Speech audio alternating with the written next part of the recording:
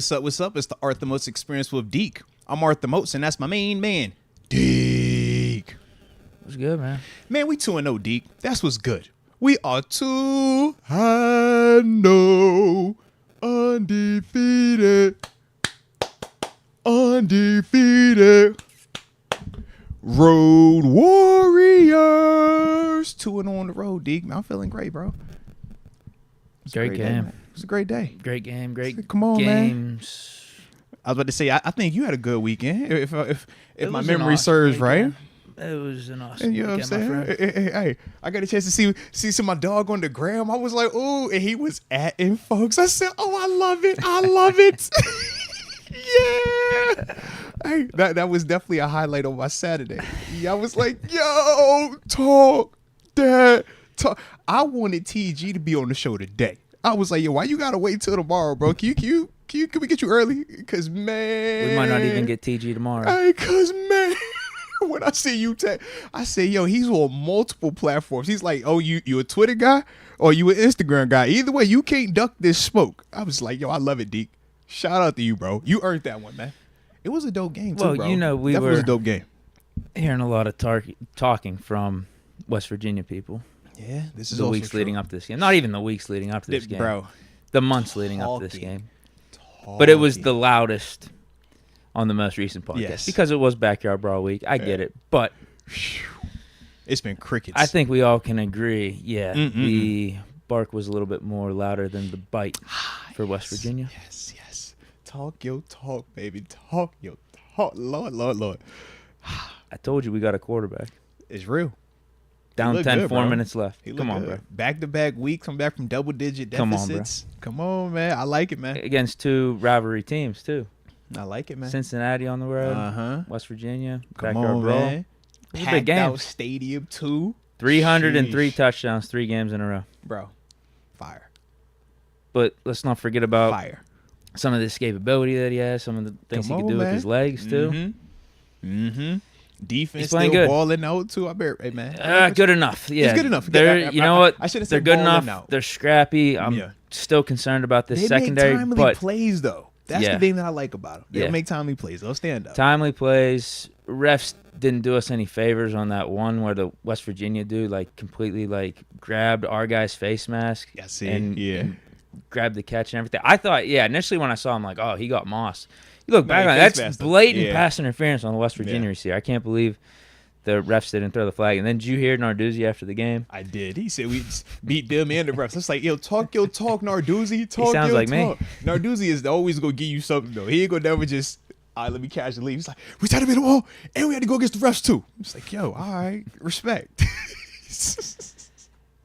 Share, bro. It was fire. It was a good game, man. I like the back and forth with it, but I like how y'all battle back, man. Y'all for real. 3-0 now, too. That's incredible. That might have been the best 3-0, pick game bro. I've ever been at. Yeah, Down 10, 4 minutes left. right. Like, versus the Dude rivals, drops your a biggest rival, diamond bro. double coverage on a 2nd and 30 for a Mhm. touchdown, too. Mm-hmm. It was awesome. Yeah, it was big time. The crowd wasn't as good as the first Backyard Brawl at Heinz Field, though. You for real? It was light. Yeah, I'm not even going to front. It was probably the same percentage, though. Pitt was just not still as, 70-30. not as, It wasn't into as it, though? packed. Yeah. Huh. Maybe because it wasn't prime time. It wasn't the first week of the season. I don't know, for whatever reason. It was a little light. Okay. I'd say it was 75% capacity. Yeah. But again, the split was Pitt 70%, West Virginia 30%. You know how they try to sell it, though. Man, West Virginia took over the stadium. Boy, stop. It was not. No, it was that. It No, was not even that this close. time. It was definitely No, not it that. was the same split as the first time. It That's just right. wasn't as packed. It wasn't as loud of an environment. But I think the first one at Heinz Field was sick too, though. It was, heck yeah. The Think about how that ended. game winning pick 6. Mhm. Oh, that was crazy. The crowd was going crazy.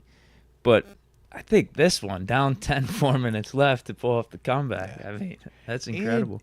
Because West Virginia was moving the ball and scoring also, it didn't look like the self-destruction. So that's the part where you're like, dang, how are they going to come up with something? Whether it's, like you said, the turnover or the splash play. And shout out to y'all boys, man. The quarterback looked legit, though. And he's young. Redshirt freshman. Yes. I was like, yo, he's a pup, man. Y'all got a chance to... Whoever this new AD is better figure out a way to get some NIL funds. I was trying to rolling in figure here. out, like, how does that work out? Like, if he was at Bama first and then came to y'all, does he want to go back to, like, a big school, or will he like love it here and just stay? Because he let's look good, man. Let's see how it continues to play out. But this is an awesome start. So if he does keep it up, we have a good season and everything. Like, is Ohio State gonna call like, yo, what's up, bro? I think you got to give respect to the team that put you on, right? I would the think, team that put you on, the coordinator that put you on. Listen, I would think that, except I'm watching at least for another year. Deke, I feel like that, except the quarterback that I'm watching in our conference light it up was just on our team last year, winning a Sun Belt Player of the Year, bro. So I don't know where the loyalty be at with this, man. I think that the bag is the bag. So just be careful. Make sure y'all NIL funds that's are what up, I bro. said. We gotta get the NIL this funds new up, AD bro. to be very familiar with Speaking getting of some money AD, in the house. they say Aaron Donald's part of the committee that's gonna help find the new AD. So I did see that. Well, so hopefully he could probably put up some of his he got own a nice money little too. bankroll. Yeah, but you definitely gonna have that Darrell bankroll. Revis, where you at? Yeah, you gotta have that bankroll. James to play Conner, that you just got that little contract a few years James ago. Conner just had a day yesterday too, bro. Shout out to the Cardinals, man.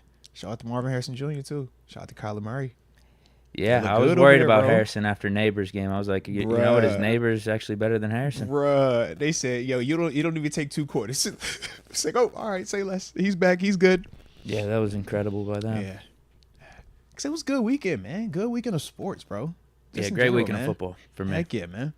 Heck yeah. Couldn't have asked for anything better, really. Hey, you know how I felt, bro. From My 2 teams are undefeated. talk your talk, Deke. Talk your talk, man. I like how can't you doing it, complain. baby. I like how you doing it. You know I've been celebrating since Thursday, bro. So it's just been a vibe, man. Yeah. You said your teams are undefeated. I thought you said plural. You ain't say that. Yeah. Don't do me College like football and NFL.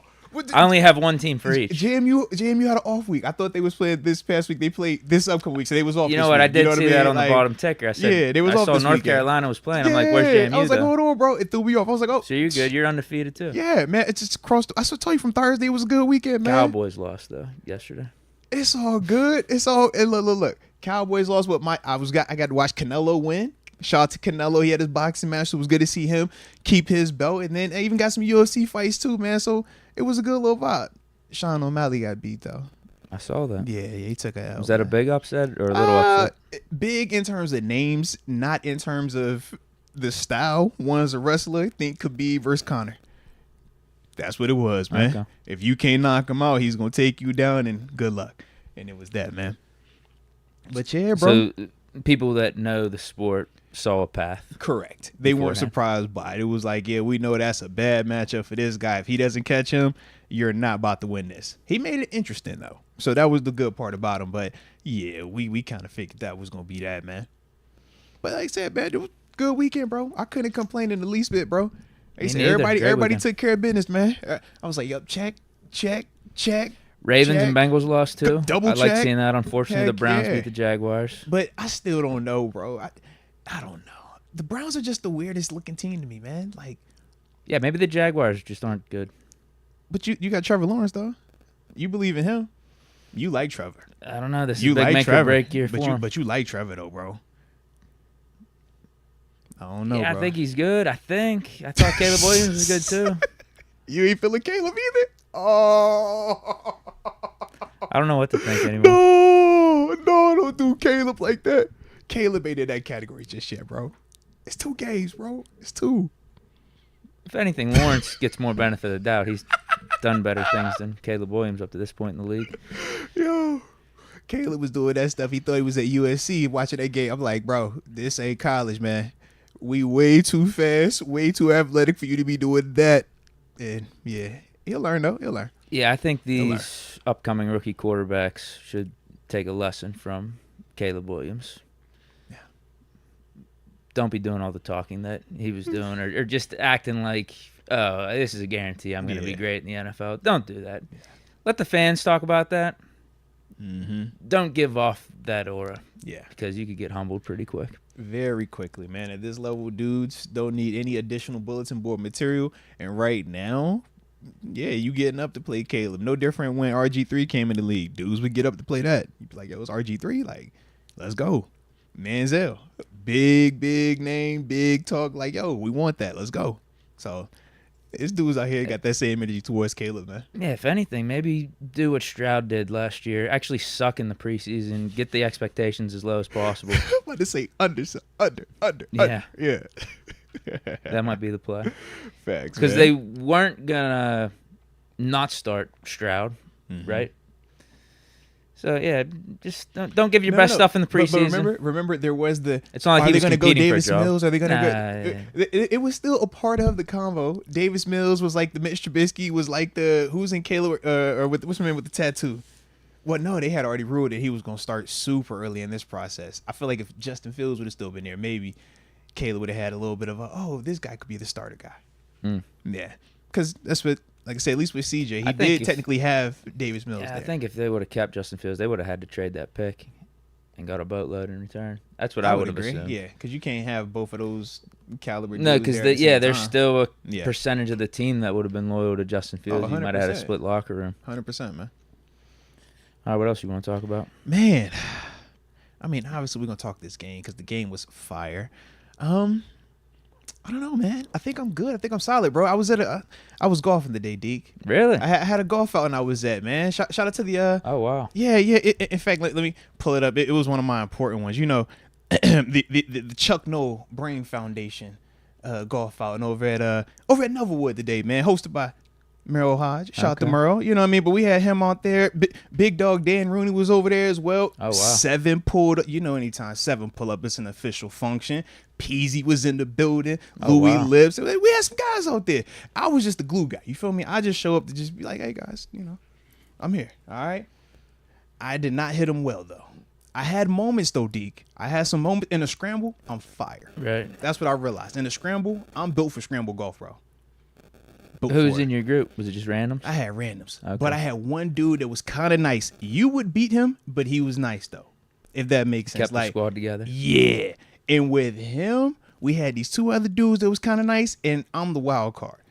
Sometimes, Deke, I'm fire. And they like, yo, what?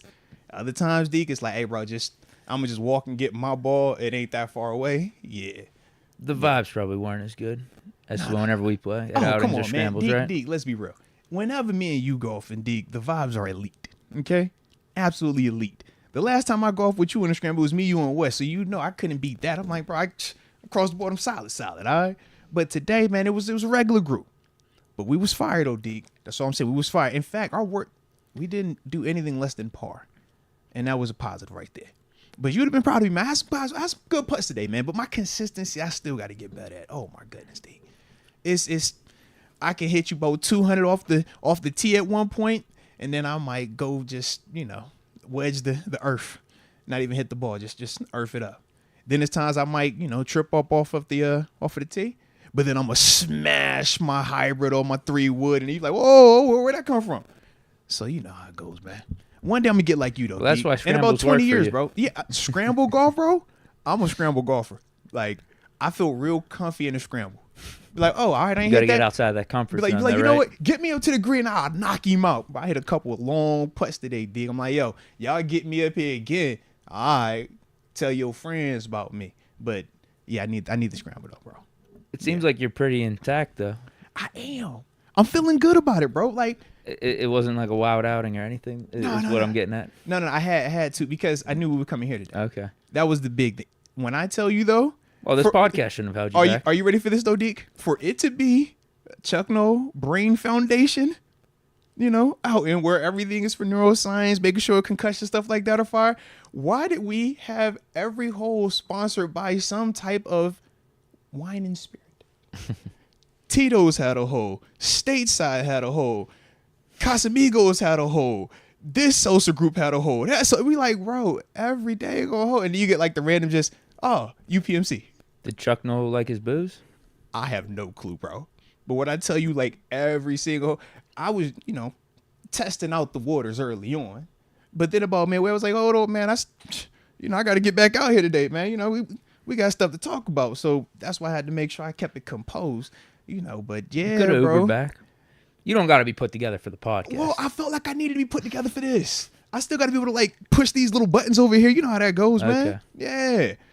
But if I didn't, but I don't think the chat would care. They probably wouldn't care. They definitely would. They probably would. Oh yeah, Mo's do it again. Right. Because I'm gonna get up here and be talking outlandish, saying stuff. They'd be like, "Yo, Mo's really feeling that." Yeah, I can't be having that out here because this is recorded. You know what I mean? So y'all gonna keep that in, road with. I can't have that out there, man. The tape don't lie. All right. But yeah, Deke, it was a vibe though, bro. It was definitely a vibe. But shout out to Novelwood though, man. They definitely It was a vibe over there, man. That was my first time playing over there. Clean. That's nice a good course. as heck, dude. I've never played there, but I know it's a really nice course. Heck. And I didn't lose a ball. No, dang it. I lost one ball. Excuse me. I only lost one ball today. I shouldn't have even lost it, though, but I was being reckless. You know how it goes. A little like water, a little shot. And I was like, oh, I can hit it this way. Let me try and get cute. Grabbed the club, tried to get cute. Right in the water, bro. Yeah. So, other than that, though, it was a great day. Man, I haven't golfed in a minute. It's probably been a month. I think once football season hits, it's my golf off season. I want to golf. I think I got another outing or two in me, and then I think I'm done for the season. I think this is the first time I've golfed since me and you were supposed to golf, like, was that 2-3 weeks ago now? Yeah. Yeah. It's been a minute, I got sick. It's been a minute, man. But other than that, though, man, everything is gravy, groovy, and fired up. So you know we got plenty to discuss, man. So let's go ahead and we'll start it like how we normally do. But it is a DraftKings show. So what we're going to do is this. Y'all drop it in the comment section where y'all tuning in from if y'all want to on the front end of this thing. But either way, yeah, no, I'm going to go ahead and get this bill paid real quick, Deke, because we ain't getting in trouble today, all right? We 2-0 right now, okay? So let's do this real quick. Absolutely. Him. Today's show is brought to you by DraftKings Sportsbook, the top-rated sportsbooking app in all of North America. Safe, secure, reliable, which we absolutely do love. And we know whenever we're talking DraftKings, man, it's a fresh NFL season started, baby. So we got to have promo codes that hook you up both ways, okay? So for all my new customers out there, when you download the app and you go ahead and you make that initial deposit of $5, you're going to use the promo code. The promo code is Moats. Once you put that in, you're going to receive $250 in bonus bets along with 1 month of NFL Plus Premium. I mean, come on, baby. It doesn't get any better than that. Opportunity to win, opportunity to follow your squad, watch them do what they do, road home. I mean, it's a pretty dope set. It's a pretty dope situation right there, all right? But we also know that, hey, man, sometimes you get lost in the sauce. Sometimes you might develop what we call a gambling problem. Well, if you're living in New York, you know it's a number that you could text. But for everybody else, the digits to dial are 1-800-GAMBLER. I said 1-800-GAMBLER. I said you better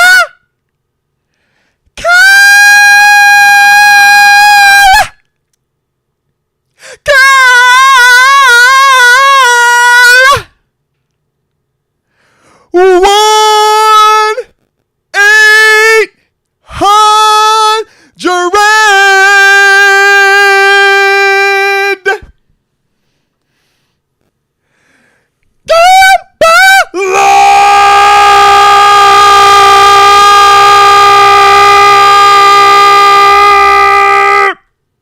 Now back to our regular scheduled programming. Go ahead and drop it in the comment section where you're tuning in from, so that way we give you those big boy shout outs to start the day's show. And of course, don't forget to hit that like button one time for the culture and subscribe if you are new to the channel, baby. Let's get it.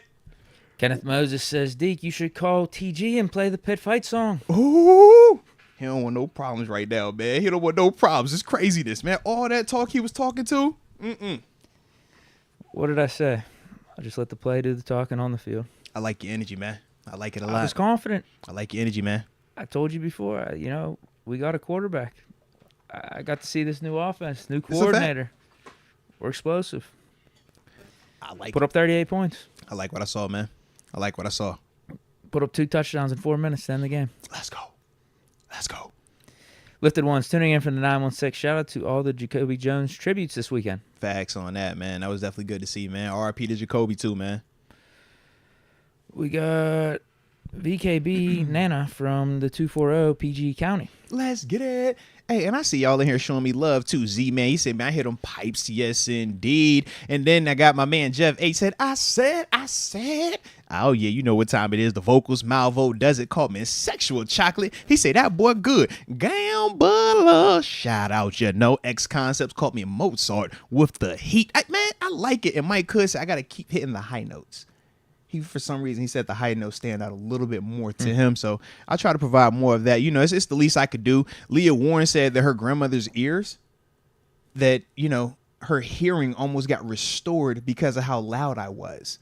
So wow. I'm really glad to hear that. Yeah, I've heard that could, resetting the system. You know, yeah, there was like you hit certain, you know, frequencies, like, you know, dogs can hear it and stuff like that's what the dogs be going crazy. But like for her grandma, she could hear the high frequency, and that's kind of like resetting the button on her ear. So shout out, man. You know, I try to do everything I can to help everybody else out, man. So salute you, Leah. You know what time it is, man. All right. And then Michael G just said, well, he thought he was in church, man. He was like, yo, you better sing it, man. Sing it. Salute you all, y'all, man. I appreciate y'all from the heart. Y'all far too kind. Far too kind. Sky Too Smooth from the 318 Shreveport, Louisiana says, hey, Moats, next time 50 throws an event, you and Deke pull up. Ooh, well, shout out. He did open up the studios down there in Shreveport, Louisiana. I did see that. So I do like it, man. A production studio. That's what it is. Who's 50? Is 50 Cent. Here? Yeah, 50 Cent. Yeah. I see what you mean. No. 50 Cent. That'd have been like a couple months ago. Man, he opened this like big, like multi-million. It was like I think $200 million like production type studio thing down in Shreveport, Louisiana. Okay. Yeah, where he houses like all the like different TV shows that obviously he produces and stuff. Now they're all in one single location. So yeah. Steeler Girl 808 from the 808. Shout out. I'll say a few more. Brent Fox 214 Faux Show, Dallas, Texas. Y'all funny. How y'all gonna get on Deke for saying Shay's here? Shay's. Well, that's what I was gonna ask. I think it depends on what type of event he's throwing. I don't think I just want to agree to that. Oh my God! Oh my God, Deke! God, no. Stop it, man. If it's a golf event, charity golf event, I'm there. I don't know what else he's doing. But. Stay off my dog, man. Get off my dog. Get off my dog. If he say, I don't know what he's doing. If it's a book club, I'm out. Lord, man. If it's a reading event, I'm out. If it's at Barnes and Nobles, I'm not going. He said no reading groups with Shay. Dog, man. I wasn't ready for that with Deke. Shout out wherever my brother is. He just got off the flight. You know he's coaching with the squad, man. Is he? He coaching, man. So he over here prepared. He was gonna snipe him like that this week, bro. That's crazy, Deke. That is crazy, man. He said, yo, what if it's a book signing? Y'all are foul. Warango, that is foul, man. He said, yo, if it's book anything, just stay away. Just stay away. Oh my gosh. I'll say a couple more. Jimmy Metters from the 909 Fontana, California. Shout out. And Pittsburgh Toddy, the 808. Let's get it, bro. That was funny, man. You need help, bro. Jesus. All right. So you ready to do this thing, man? I'm ready, yeah. All right, man. Let's tap in on the supers there, man. Let's get it going. I'm going to just put the graphic up because I know y'all going to be right where we need to be today with a week 2 recap. Shout out to the good guys taking care of business. A lot of things to talk about. Heck yeah, man. Heck yeah. We're going to see where y'all lead us, and then from there, you know we got what we're going to do. So, yeah. AJ Martinez says, Deke, tell Coach T to protect the D. Saboteur 7. Was he man? Is he trying to? Is this a haiku? I don't know, bro. Like, I don't know. I'm assuming he's. I don't know what he's trying to say because the defense is awesome. I don't be knowing, bro. Of course, I like the Saboteur 7 element of this comment. Yeah. I just don't be knowing, bro. Express y'all. Because no, this was before we were just joking about. So I'm like, all right, it ain't that. I don't be knowing. Yeah. Defense was good. Maybe he's trying to compliment the defense by saying that. Yeah. Or just he's saying that Tomlin needs to spend more time with the defense. They need to get better. I don't think they need to get better. The only way they get better is if Denver scored nothing yesterday. Yeah. It was close to happening. Let's go, UW. Fun fact, the Steelers have run the ball 77 times over their first 2 weeks. That's the most they've had to begin a season since 1999. I like it, man. That is definitely the intention or the staple when you talk Arthur Smith. He is run first. He is big body personnel groupings, and he has the ability to, you know, whether it's play action pass or expand the formations like we saw with the goal line touchdown where you have 13 personnel expanded out to, I want to say it was empty if I remember correctly, and then you get Darnell one-on-one for the back shoulder. I mean, it was beautiful to see. Shout out. But yeah, man, that running the ball, man, consistently has definitely kept our drives alive, and it's taken a lot of pressure off of Justin Fields. So I definitely like that, man. I like this comment because it feels like we already have our identity Mm-hmm. 2 weeks into the season, whereas the last 2 years on offense, Mm-hmm. I'm trying to figure it out. it took us at least midway through the season. It was typically around the bye. Yeah. We started to figure out what we wanted to be on offense. We got it right now. Mm-hmm. Yeah, we're a run-heavy team. We got Arthur Smith's stamp on this, Mm-hmm. and we're winning games. Yeah. This is a great baseline or great foundation to build off, and I Mhm. think we still have a lot more room for improvement, like getting rid of all these penalties. Yeah. But at least we got our identity. Like we know what we are right now. Mm-hmm. And Whereas once you know what you are, it's easy even to last build year, upon it. yeah, it was like, what Mhm. are we? Are we trying about it. to Are we pass running or the are we ball? passing? Yeah, Yep. and then we finally started to hit our stride a little bit with Mason last year, Mhm.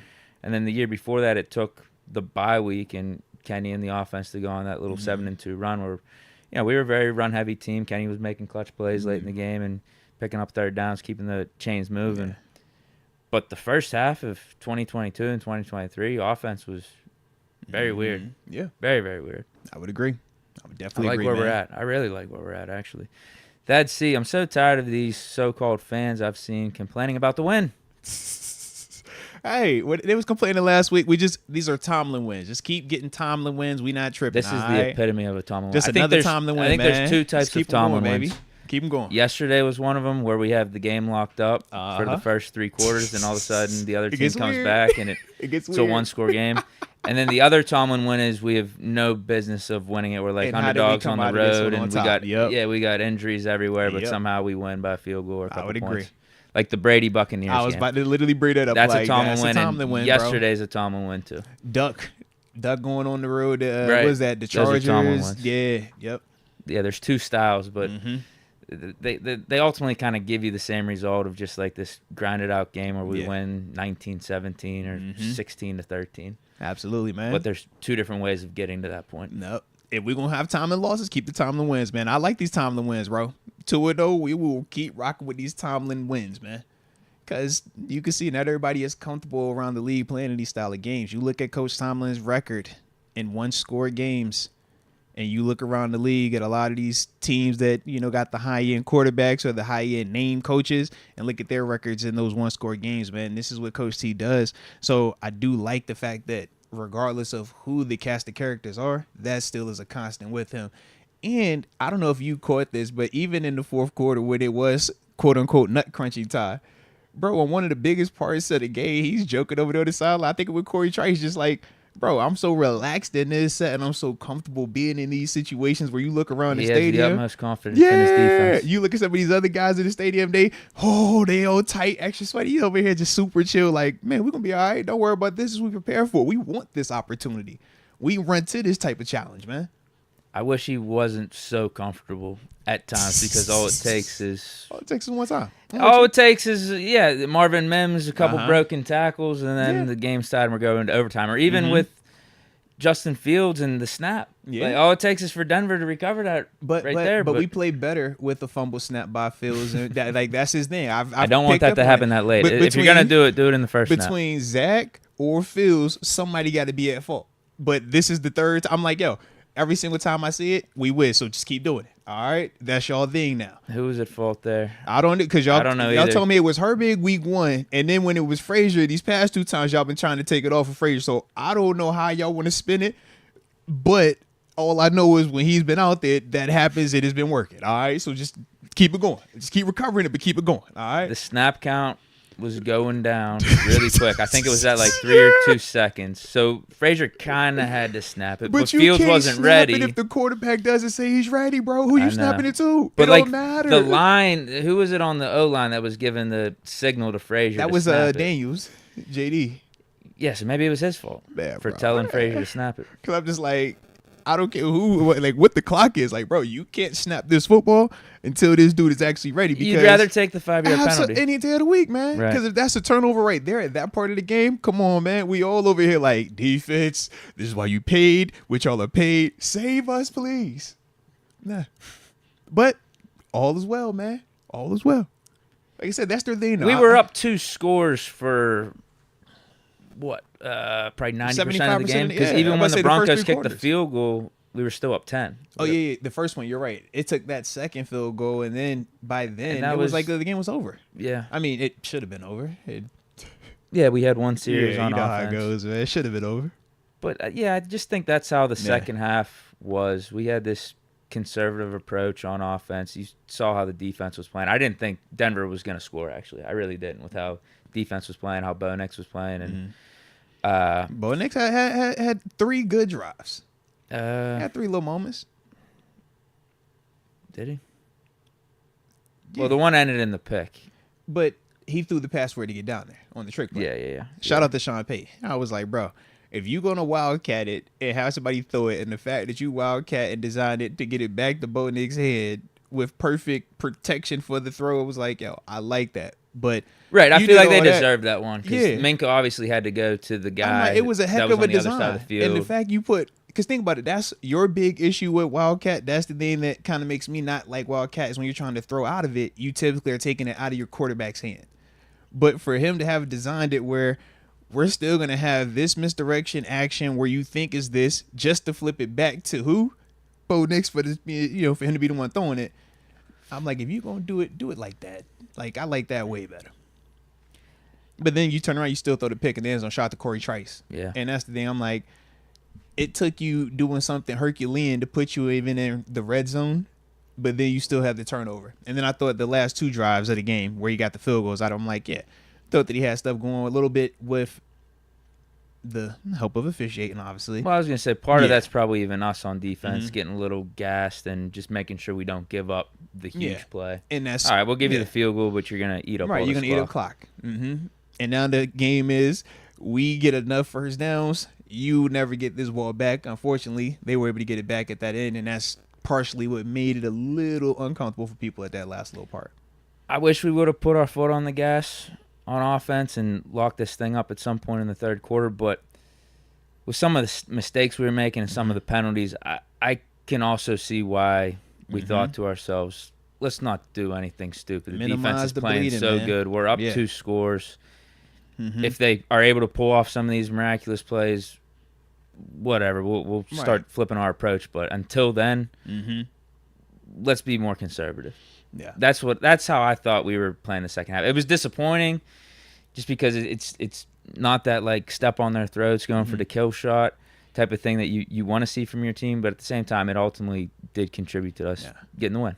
See, like the way I kind of looked at that second half, I thought our self-inflicted wounds, in terms of the penalties, would kind of get us out of rhythm. I thought in the first half we were in way better rhythm, way better third down situations, and I thought that's why we were able to keep moving the ball, and I thought we were going to score multiple touchdowns. Unfortunately, we know the one got called back. But in the third, I thought the adjustment was from Vance Joseph. I thought he was a lot more aggressive in terms of blitzing and walking everybody up to confuse us up front, and that kind of led to some of the misfortune that we had, whether it was penalty-wise or even some of the negative plays that we were experiencing from a run game perspective, because we couldn't even run the ball as efficient in the second half. And I thought that was the adjustment.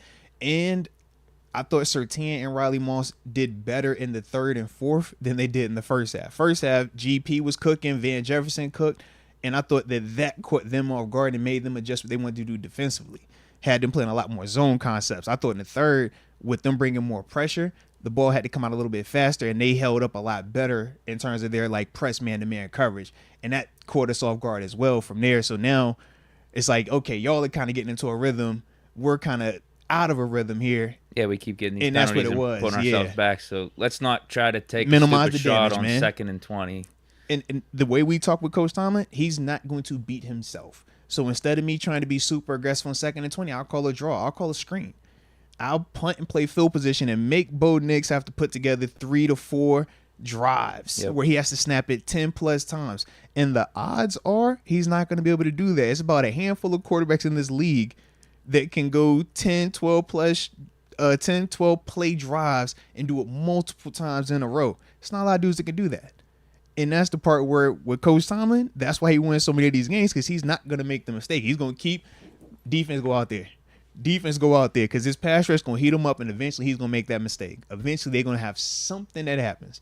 And, I mean, shoot, we was making them plays.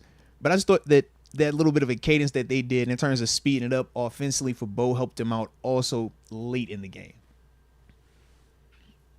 And our defense is playing that good right now. We are. Could pull some of this stuff off. You could, when they're playing like that, you could trust them. And early on in the season, there's nothing wrong with that. Offenses typically take a little bit longer to get more on the same page, to get that rhythm. And you think for us in our first 2 weeks, we still haven't had consistency and continuity at the QB spot. This was the first full week for Justin Fields to be preparing as QB1. Last week, he did it on Friday, Saturday. So now, as long as everything stays status quo, he'll get another opportunity this week. So now we're talking about 2 weeks to really build a plan that highlights him and for him to also feel even more comfortable because he's saying to himself, I've seen some of the calls that you're going to call for me and how I played them. Maybe I can do it like this time instead of that. Or maybe I'll check to that versus this. But that only comes as you continue to build that rapport. And preseason, training camp, OTAs is one way, but it doesn't have the same impact as in season when you're playing these games and it's like real life information because some of these plays look great in practice, man. But when you go out here and you actually playing against other NFL stars, you like, nah, the way they play that ain't gonna work, man.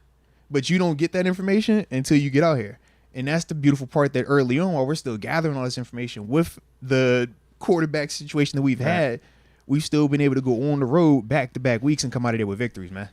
Like, that's impressive as heck right now. And man. I think the offense is not going to show up on the scoreboard, I guess, because we had 13 against Denver. It was 18 against Atlanta. But I think the offense and Fields we both know that was way better. Yep. Yeah, that first half, Fields looked really good, I thought. I mean, I wrote down. GP looked balling. Right. Like, they looked legit. Man. I wrote down for Fields' first half performance, this is probably some of the best quarterback play I've seen today. It's just unfortunate. You know, we got conservative in the second half, but whatever. He still did the floor thing that I've been telling him to do is just at least don't turn the ball over. So he pulled that off. But first half, man, he looked like, to me, Ohio State Justin Fields. When we needed him to dink and dunk and be like a pocket passer, he was really decisive getting the ball out.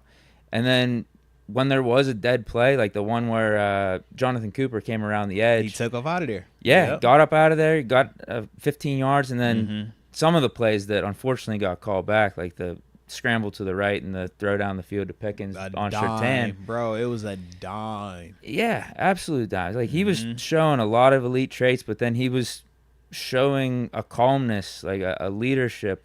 This is my offense. I'm taking command. And I really liked it. And I was wondering to myself, particularly in that first half, what's Russell Wilson doing better than what Fields is doing right now? I don't think Russ is pulling off some of the scrambles that Fields was doing. I don't think Russ is pulling off that throw that was down the field to Pickens, that scramble to the right and everything. So if you wanted, you could play the woulda, coulda, shoulda game, the hypothetical game, but we only had 4 series in the first half. The first one was 3 and out, but then we had the 2 that we scored on. The one right before halftime technically should have been a touchdown if the ref didn't call that pick play. So it's 14 points. That's 2 touchdowns. Then the third series was the Broderick Jones series, which was Did you just call something. Timeout. I think you could just throw that out. Like bro, what was out. Russ doing on that Broderick Jones series better than what we did? Did you call it the Broderick Jones series? Why you gotta label it that? Just say the third series, man. Don't do them like that. God. But I think Fields looked really impressive. He did. Now, how do you feel about the people that will bring up the lack of production in the second half? Because you know that's going to be the rebuttal, I think that was man. approach. I think that was mentality. I think that was less on Fields versus just what the coaching staff was asking for and what the offense needed to do. Yeah, Fields could have played better and everything, but I think with the penalties and us shooting ourselves in the foot, at least Fields didn't turn it over. That was my main takeaway from that second half and didn't put us in a detrimental spot. Yeah, where it became a 1-score game and the snap of a finger. Yeah, I thought it was fine. I mean, dude, sometimes if you start off fast like that, maybe sometimes you don't have to be Superman or do anything crazy in the second half. Yeah, I would like to finish the game. Trust me, like I think that's way more optimal than how it played out. But at the same time, we may have the best defense in the league, and there's many times in the Ben Roethlisberger era where we're winning games like this. It's 13-6, 13-7, 16-10, and you're sitting there on Monday and not even thinking anything about it. Yeah. You're just like, oh, that was a good win, gritty win, whatever, on to the next week. I get that's a different era of football, but it almost feels like we're bringing that era of football to the modern day. Yeah, with how we're playing. The big difference too, Ben was already proven. Sure. So that's the big difference. 100%. Whereas I think people 100%. are still. People are starting to warm up to Fields, but I think that there's still going to be skeptics out here that say, man, yes, we won, but the fact that it still was a one-score game, the fact that Bo Nix still technically had a chance to tie this thing, or it could have got weird if they would have tried to go for two or some weirdo stuff, at the end and mess around and win. Like, they look at that and they say, well, if he is all these things, why can't he, in the midst of all of this, kind of elevate above it? So the way I looked at it, man, I thought that in the midst of all that chaos, I agree. He was the calming presence. He made sure that we got crazy to say. Like, I would have never thought that months ago, or whenever we were talking about potentially trading for Fields. Yeah.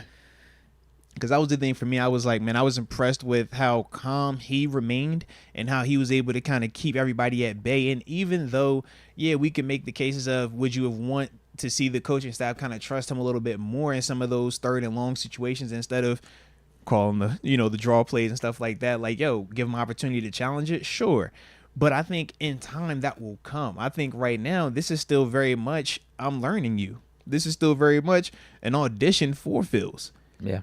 And he doesn't need to do anything that is going to negatively impact him either. And I think yesterday was a prime example of that in that second half. Could we have had him take more chances and expose him to more negativity? Sure. But it didn't call for that. For the sake of what? Right. To see what Fields' development could be. Let's just wait and see that happen in the future at some point. When it organically is time, it'll be time and we'll find out. But you can't rush this process. And at the same time, knowing that Russ is still compromised based off of how Coach Tomlin communicated last time, it's like, you're going to probably get this opportunity this week, man. Yeah. So this might be a very different way that this game plays out just because the Chargers are a better team than the Falcons and the Broncos. But if that is the test, then great. Like, let us give him an opportunity. This is a great opportunity. It's a great test. And I think along his progression, this is another big check. Now, if he comes out here and he passes with flying colors, I think it's a big conversation that's going to be had when Russ is finally healthy. Absolutely. If he comes out and he lays an egg, I think, okay, when Russ comes back, people are going to be more looking towards him being healthy and returning. I think if it's kind of like what we've been seeing right now, people are still going to kind of lean on Russ wanting him to get back a little bit sooner. So that's the thing. I'm like, man, let him get the opportunity, though. We can't say he's going to fail if we haven't even given him the chance to fail. Right. And thus far, he's led us to 2 victories. And I do feel like this performance was better than last week's, even though statistically it doesn't all the way reflect it. But the penalties are impactful because otherwise he's having multiple touchdown passes. And the thing that I will say... Oh, and the penalties that were in our favor, too, took away 100%. From some of his yardage. 100%. But I would also say this because I don't want to sound hypocritical because I know I'm big on don't tell me what could have happened in this fairy tale stuff. Like, and that was always my issue with the Kenny stuff, right? It's like he didn't throw the touchdown, but we're saying he could have. That wasn't the case with Justin Fields yesterday. We saw Justin Fields hit that 51-yard pass to GP on passer 10. Did we not see that? It got called back. But we saw the throw. We saw the catch. We saw the completion. I can't unsee it. You see what I'm saying? I saw him throw the touchdown pass to GP to the left with that little weak pick. I'm like, yo, are you flagging him because he was Pickens doing, man? Just get in the end zone. He makes everything look weird, right? I'm like, bro, why you want to play, bro? I'm like, why you want to play, man? But he's shown that he could have that type of body control when he's carrying the ball, too. I suppose. But for me, it was good to see that, man, I physically saw him throw that touchdown pass. It's not he could have threw it if we didn't call this run play, or he could have threw it if we called this play. It's like, no, he actually did throw that. Now, it got called back, but we saw that play. We saw this pass play. We saw him make these scrambles. I saw the other one where he got drilled in the second half, an out route for a first down. I think that was that the Dan Moore penalty? Yes, came back. Hung in the pocket. It looked good. Laser. Yeah. And that's my thing. It's like we're actually seeing him make plays. It's not the illusion of he can because of his ability. It's like, no, we watched this happen. I can pull up the clip and break it down from start to finish and tell you it happened. And that's the beautiful part. And that's why for me, I'm a little bit more encouraged about what I'm seeing from him. But that's why to me, I'm like, the next step is this week right here versus Chargers. Because Falcons, they're cool. I think Falcons are better than the Broncos. But we took care of both of those games, and I thought they kind of played out the way they should have. We were way more physical than Denver, and it showed from start to finish. Bo had his little moments, but Bo had rookie stuff going on. Our pass rush was a little bit, I thought we was going to have a little bit more success with that. I was a little bit, yeah, it was still good, but I thought we could have been a little bit better. We didn't with that. finish. We got really close. Yeah, bro. I was like, we didn't do him like I thought we were supposed to do him. I think it impacted some of his throws. Oh, though. for certain it did. Like he was all over the place. Yeah, for certain it did. But that was my own. I was like, I felt like we could have done that just a little bit more. But to me, I'm like, yo, this is going to be a great test for him, man. The Chargers, they are a good football team. They're coached well. They're physical. Think Michigan.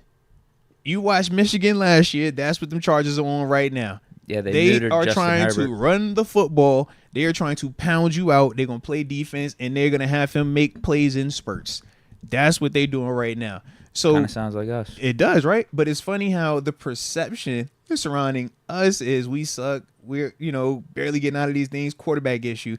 The Chargers, they like, hey, man, y'all finding ways to win. Y'all taking the pressure off of Justin Herbert. Man, if y'all can win like this without Justin Herbert having to be Superman, imagine when you give him an opportunity. You see what I'm saying?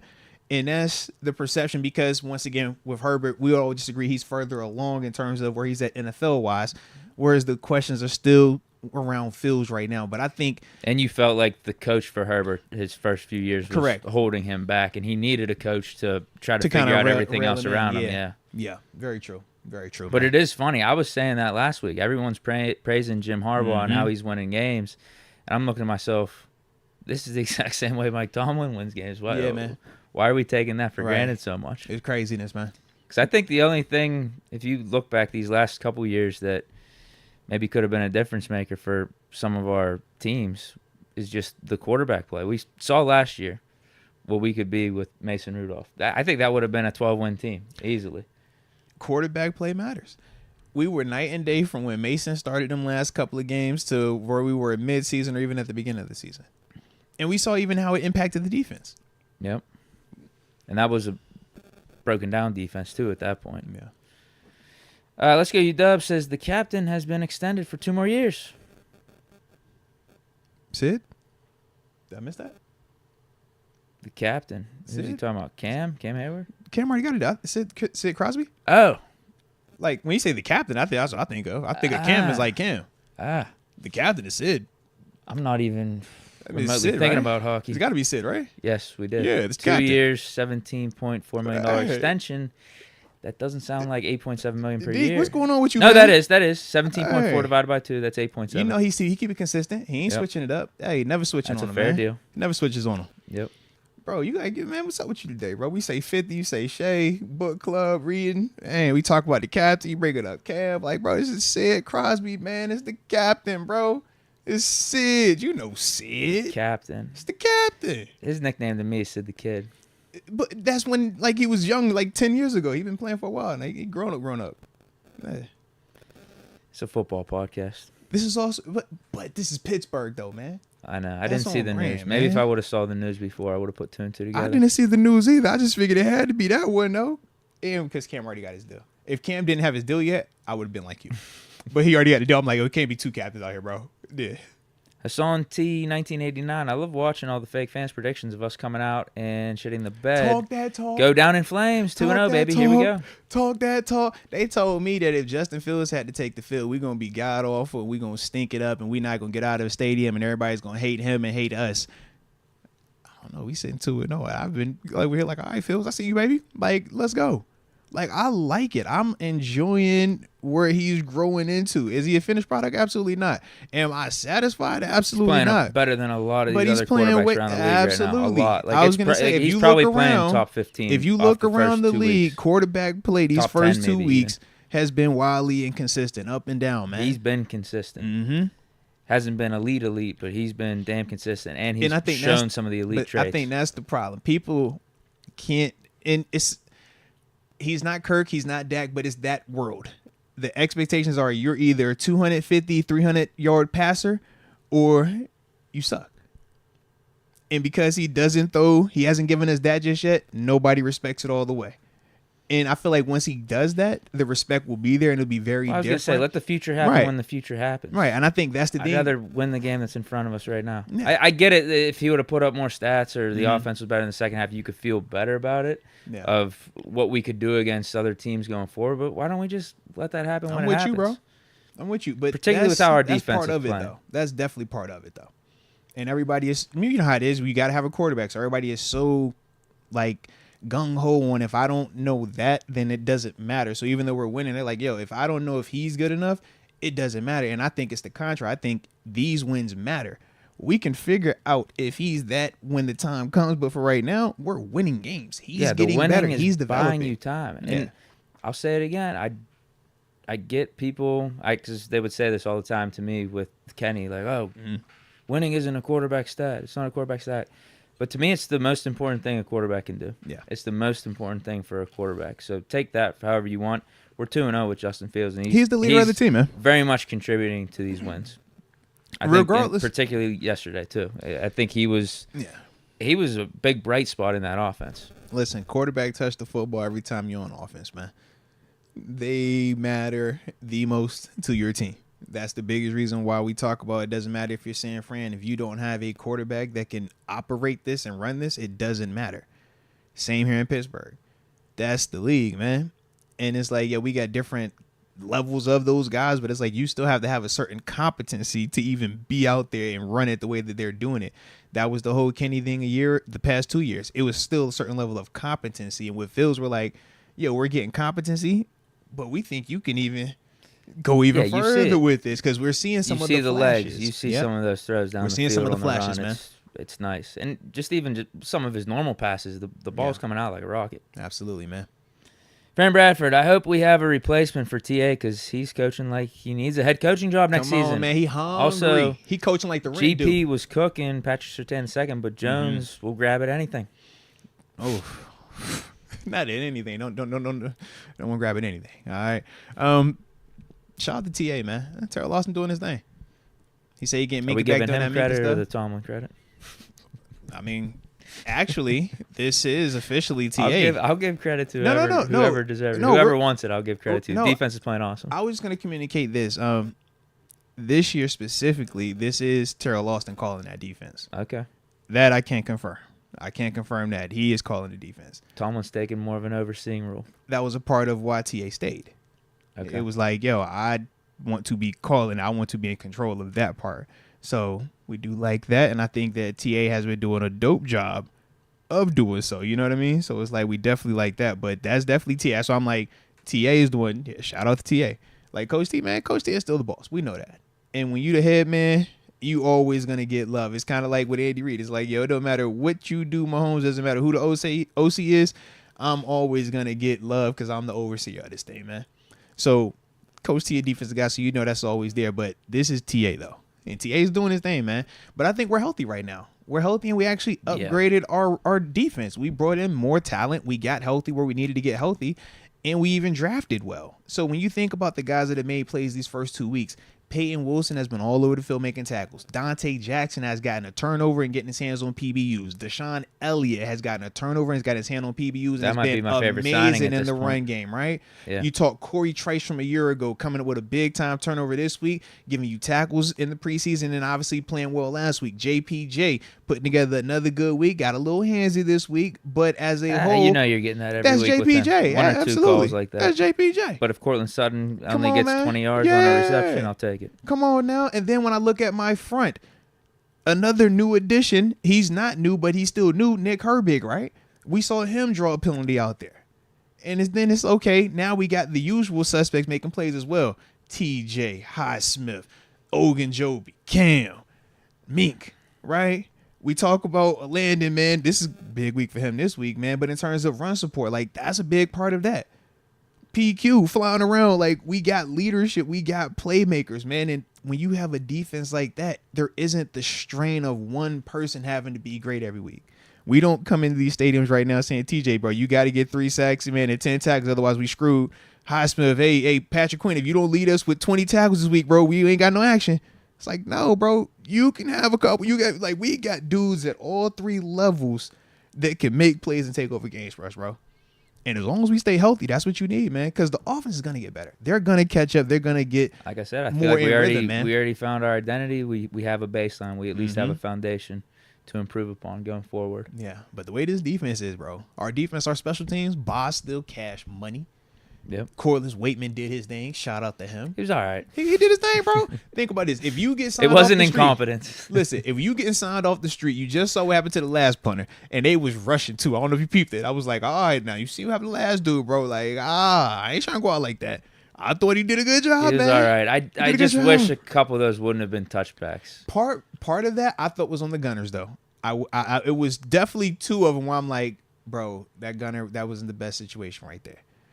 But that's just me nerding out, knowing some of the Gunner responsibilities of how they need to front up, back up, and if it's a fair catch, why are you even looking at that go right there? But if it's not a fair catch, make sure you get a peek because of where the ball is being punted. You know what's the likelihood of this dude returning it from here, that type of stuff. But what did we talk about coming into the season? We say, yo, we kind of working through our Gunner situation. We're going to kind of figure them dudes out. So we've been rotating, having, different personnel out there. Yeah. But that was part, I was like, bro, you could have, y'all need to be better right there. Bail my man out on one of them, man. Yeah, the defense is stacked. There's no Shanks, though.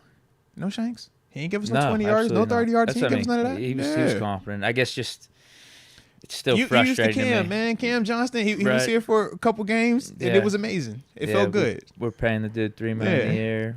Expected him to be one of the best punters in the league. And he showed us that he was on the way doing that, maybe a Pro Bowl season. He said, "This is why even though it was only week 1. This is why you pay what you pay. If you pay, you'll get good in return. Now we ain't paid for Corliss. How much Corliss cost? Corliss ain't getting $3 million.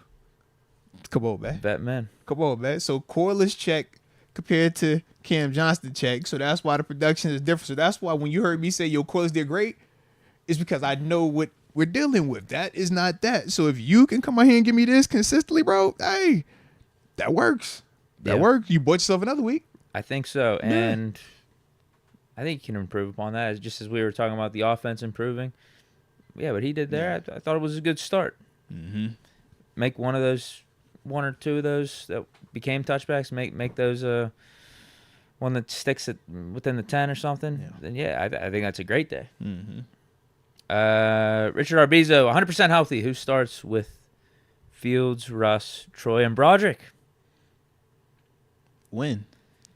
Because if you're talking like this week, like in the Chargers, then I would go Russ and Troy if everybody's fully healthy. But if it's kind of what I'm thinking, they're not all healthy this week, then maybe we're talking the following week, and I got to see him in the stadium, man. Because I thought Troy played well. I thought he played well, man. I'm obviously go back and watch him a little bit more of a deep dive on him, man. But I thought he played really well. Obviously with Broderick, man, I wonder how healthy is he. It's not like he forgot how to play football. He started there multiple games last year and did just fine. It was arguably our best lineman. So the whole narrative that he's so out of position and that's why he's regressed in this, like, I don't buy that. I talked about some of the effort questions that I had in the preseason. But watching him yesterday, I think confidence and I think health might be more at play. When you see him all taped up the way that he is. I'm like, we even heard when he talked to the media that one time. I don't even know why we put him right. out there. That was the stupidest decision ever. But if the conversation from him is, I'm healthy and I'm still going to go and give you my all, and up until yesterday, he had been the starter. For him, he's like, hey, bro, I ain't about to try to be sitting about this lineup. So I think that's why he kind of agreed to it. Clearly, Troy has been kicking a lot more booty in practices than we saw in that one preseason game because, he looked good. I was like, all right, this straight. This works. Like, that was part of my skepticism because I hadn't seen it look better than when we saw it last time we saw him in a stadium. Yeah. But I thought that he played well. For Broderick, I was like, I just feel like for health, like, man, take some time. Get back healthy because you're a way better player than that. Agreed. Obviously, the self-inflicted wound, not the holds, because I'm like, holding happens. And it's like, you want to be better than that, and you will. But holding, it happens. To me, my issue was the false start. I'm like, bro, you compounding your issues now. Because it's like, man, a false start, that's lack of communication. That's us not on the same page, taking the information from the huddle to the line of scrimmage. The whole, it's like, man, you can have a bad match, you could slip, a lot can take place for the whole. But it's just like, I just want to see you locked in more. And then from there, just like the confidence went down in the twos. Obviously, Coach T, had to take him out after the 51-yard. He gets called back. And he talks to him. I like what Coach T did in terms of going there and kind of like giving him the heart-to-heart, because being in them situations, if you play this game long enough, you'll be in it. It happens. Everybody gets pulled at some point, man. And then you get back out there at some point. This the opportunity for him to come back. This the opportunity for him to, see what he does in adversity. We've seen some people, they run from the adversity. Hopefully for Broderick, and I think he will. I think he's going to run to it, man. But I think he has to get healthy first, though. Like, watch him, he just feel like the arm is off. And that's what I'm just wondering, how are we doing the right thing by handling him the way that we are? And even aside from the whole position stuff, it's like this dude's clearly limited with his whole elbow stuff, right? Mm-hmm. And you're deciding to go with Troy Fautanu over him for this game. Yeah, it's an interesting decision, but just make that decision. Don't do this whole thing where, okay, we're going to have Fautanu out there a couple series and put Broderick in there, because they decided on doing that before the game. I saw that, yeah. And I was like, it was awkward. Even before it happened, I was like, no, you just don't do this. This is so stupid. It's different if you decide Fautanu is going to be the guy and he struggles. Yeah. You say, okay, we got to pivot. Let's put Broderick out there. But automatically deciding, no matter what happens, we're going to rotate these dudes. No matter how Fautanu is playing, we're going to get Broderick in there. It's so stupid. There's no reason to take Fautanu out after those first two series. He's playing good. I think and if Broderick is hurt, like, why do that? The thought process behind it, though, was Troy hadn't played in a game since the first preseason game where he played 3 series and then he got hurt. So I think from their perspective, they're saying, you're on the road, you're in Denver playing at altitude, you haven't played, you were hurt. So what is your conditioning look like? What is your skill going to look like? And you're a rookie about to make your first NFL start. What does that look like? And with Broderick, I wonder how much of the respect element played into them even saying, yeah, we're going to rotate you in there. Because clearly, if we're just looking at them from a health perspective, Troy looks a lot more healthy than Broderick. But I just think if you're Broderick coming into last week, was he going to communicate that, nah, I can't go, I don't want to go, or you starting him like, let me sit? Nah, as a competitor, you're going to want to play. And I think for his perspective, obviously hindsight's 2020. When you go out there and play bad, we're like, yo, man, you should never went out there. If he would have played well, though, now it's a different conversation. What we got with that. I think we just deserved that. I think it was a very, very terrible approach to the situation. There was one more thing I wanted to say. Oh, with Broderick, though, what's interesting to me is he said after, like, were you frustrated about how things played out? And he's like, no, not frustrated, but I do feel like if I'm not starting, like, I shouldn't be out there. Mm-hmm. I think he was just giving respect to a Fautanu. It's like, when you start the game, you start to get into a rhythm. Like, don't have me come in there and mess up. Like, I'm a man. I can handle being on the bench. Mm-hmm. But he also did say, I'll do whatever the team needs me to do. We're trying to win games out here and everything. I think he handled it really good. Mm-hmm. But to me, hearing that response, I'm just wondering to myself, like, Broderick probably would have just been fine with them saying it's going to be Fautanu. Honestly, he probably would have been. But that's what I'm saying from a coach perspective. They probably had respect for Broderick and still wanted him involved, but also because of this being a rookie, Troy, who hadn't played in a game since the preseason. Then I'm just wondering why I started him to begin with. But that's what I'm saying. I feel like what he was showing in practice had to have been that clear cut, and not this week in practice. I'm talking back in training camp. It had to be clear cut that he was that much better. Otherwise, you're not making this move. And that's kind of what I alluded to last week when we talked about when the first report came up that Troy took the reps from Broderick. It was like, bro, the only way you're doing that is if Broderick is compromised or Troy has been that good in training camp. And if that was the case, because we don't see all of that, we're not evaluating the same way that the coach staff in terms of getting that film. So if they felt that, then it made perfect sense why they would put him out there ahead of him. But we don't have those answers right now. But that's the only two things that I could kind of look at. And I think it's still more of Troy was playing that much better because, once again, if you're worried about Broderick being injured and he's compromised, why even put him out there? You would have never rotated him in. But that's my thing. I just go with that then. Like, we know more than what you guys know from the outside. We're going to go with Fautani here. Like, this is our decision. Yeah. Even though it's curious, it's kind of weird how we handled this whole situation. We're going with Fautani. Yeah. We're just going to do it. And you guys can deal with it. And if he doesn't play good, then we'll put Broderick in. But this is the decision. It's not like this is preseason. Like, who does this? Who does this? This isn't preseason where, he'll get 2 series, he'll get 2 series. Who does this in a regular season game? Listen, you rotate edge rushes, you rotate running backs, you might rotate receivers. You don't rotate with linemen, bro. You don't do that with linemen. You don't do that with quarterbacks. With your quarterback, you don't rotate. They always stay put, bro. Sean Payton's not saying we're going with Bo Nix for 2 series, then we're going to go with Zach Wilson for 2 series. Or this is our running quarterback. No, this is our quarterback. This is our passing quarterback. Like, no. This is our quarterback. No. All right, if he sucks, then maybe we will put the backup in. But going into this game, we have all intentions of him playing the whole game. Like, we're designing this for him to be the starter, or we're designating him to be the starter. And that's it. Just make that decision. And then if things change in the game, then you can make decisions then. But man, I just thought it was stupid. I thought that was really stupid. We deserved the Broderick Jones series. How do you see things going forward, though? I think it's Fautani. He played good, and I agree with you too. I think Broderick just ain't right. So when Broderick is healthy, what do you do with him? You see how Dan Moore's playing. You see how both the tackles are playing. That's tough. That's tough. What? Just sitting Broderick? It's tough. Hey, the Steelers put themselves in the spot. Because this isn't how I would have handled it to begin with. It's the first rider from a year ago who played well all of last year. Here's how I would have done it. I would have said, Troy, we know you're going to be our right tackle, so we're going to have you over there. Broderick, we know you're going to be our left tackle long term. Let's bump you over here. We still have Dan Moore for another season at least. He's one more under contract, so you guys do get out for left tackle. But Broderick, you're going to be taking all the snaps at left. The crazy part is, though, maybe it's all a mute point anyway because Troy got hurt and we would have had to bump Broderick over to right for the regular season anyway.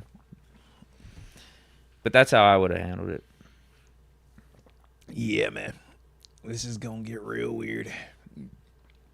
Unless Dan starts playing really, really bad or is unavailable, this could get weird, man.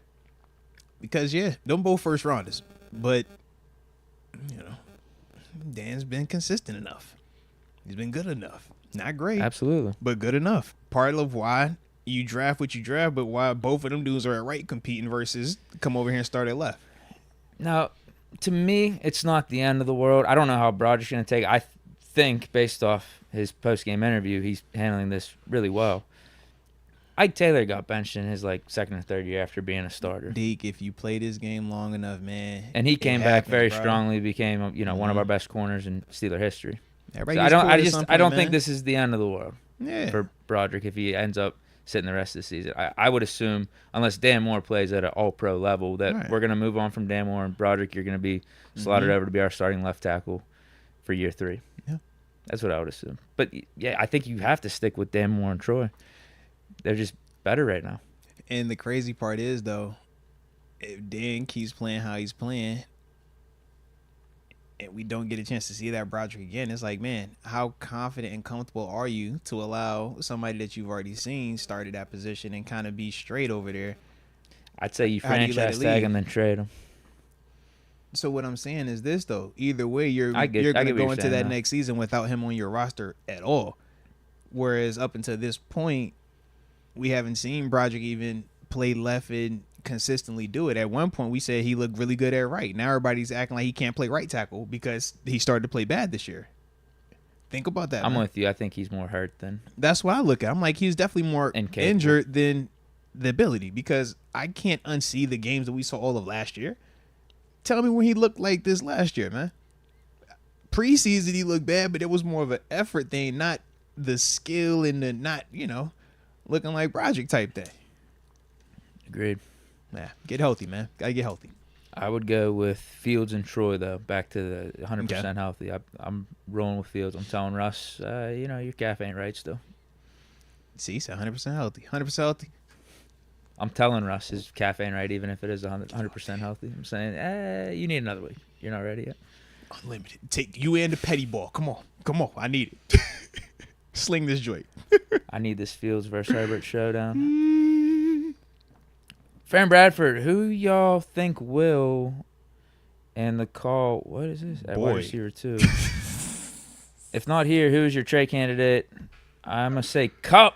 If things keep getting ugly in LA, I think he's just asking who could be our wide receiver 2. If it's not here, who do we got to look out for? Boy, shout out to you, on the bro. outside. Shout out to you. Yeah, I got Kupp. lost in the sauce reading that. I didn't know he was available. Yeah, I'll take Cooper Kupp. But Puka's hurt over there right now, right? Yeah. Yeah, they ain't about to get rid of Puka. I mean, It's they get rid of looking Kupp like while a Puka's season hurt. from hell for the Rams right now with all these injuries. It's I wish, 2 you know what? games I wish I in, would have though. known how They'll be bad they alright. were injured going into this Cardinals game. I I should have realized it after watching the Sunday night man? game, but I forgot. Yeah, well, I I got wouldn't have banged up a picked the little bit too. Rams. They were so banged up. Mm-hmm. But I think Kupp might even be hurt. Didn't he leave the game? I didn't see all of it. But I just know Marvin was on my fantasy team, so I felt really good. But if Kupp's legitimately available, then yeah, let's trade for him. I don't think our wide receiver 2 is in-house. I think I got the answers I needed to from this game. Wow. Let's be real. That's tough. Let's be real. That's tough. What about Roman Wilson? He'll be back. You don't believe in him? He can't be the Messiah? Here's the thing. That doesn't... Trading for a guy on the outside doesn't take away what Roman Wilson can bring to this offense. But outside of trading for somebody, you still feel like we need a wide receiver 2 is what you're implying. There's nothing wrong with that. I promise what was the nothing. first thing you said there? I said, so trading for a receiver is something that you still feel is It's what we're needed lacking. now. Yeah. Yep. Yeah. Regardless of Roman Wilson, I'm like we pressing, think like, Roman the- can still yo, be good I'm and pressing have the answer impact. button. Yeah. I don't think Van Jefferson or Calvin Austin's going to be it for us. Respect. Got to see it on a couple passes from Fields to Calvin Austin. He's just not big enough to be a downfield threat. I know the speed is the thing that makes us think he should be the downfield threat or a guy that we could pass the ball 15, 20 Don't yards. do it like that, Deke. Down the field too, but it's just not there, man. Fields threw a really nice pass to him, and fortunately, Calvin Austin, I think, got out of that healthy. He got drilled on that he got play. smacked, bro. But if that's, I'll just use Cortland Low Sutton key, for an low key, example. low key, I low think key. Cortland Sutton has a way better chance of coming down with that ball. This is real. How'd you feel about that call, though, bro?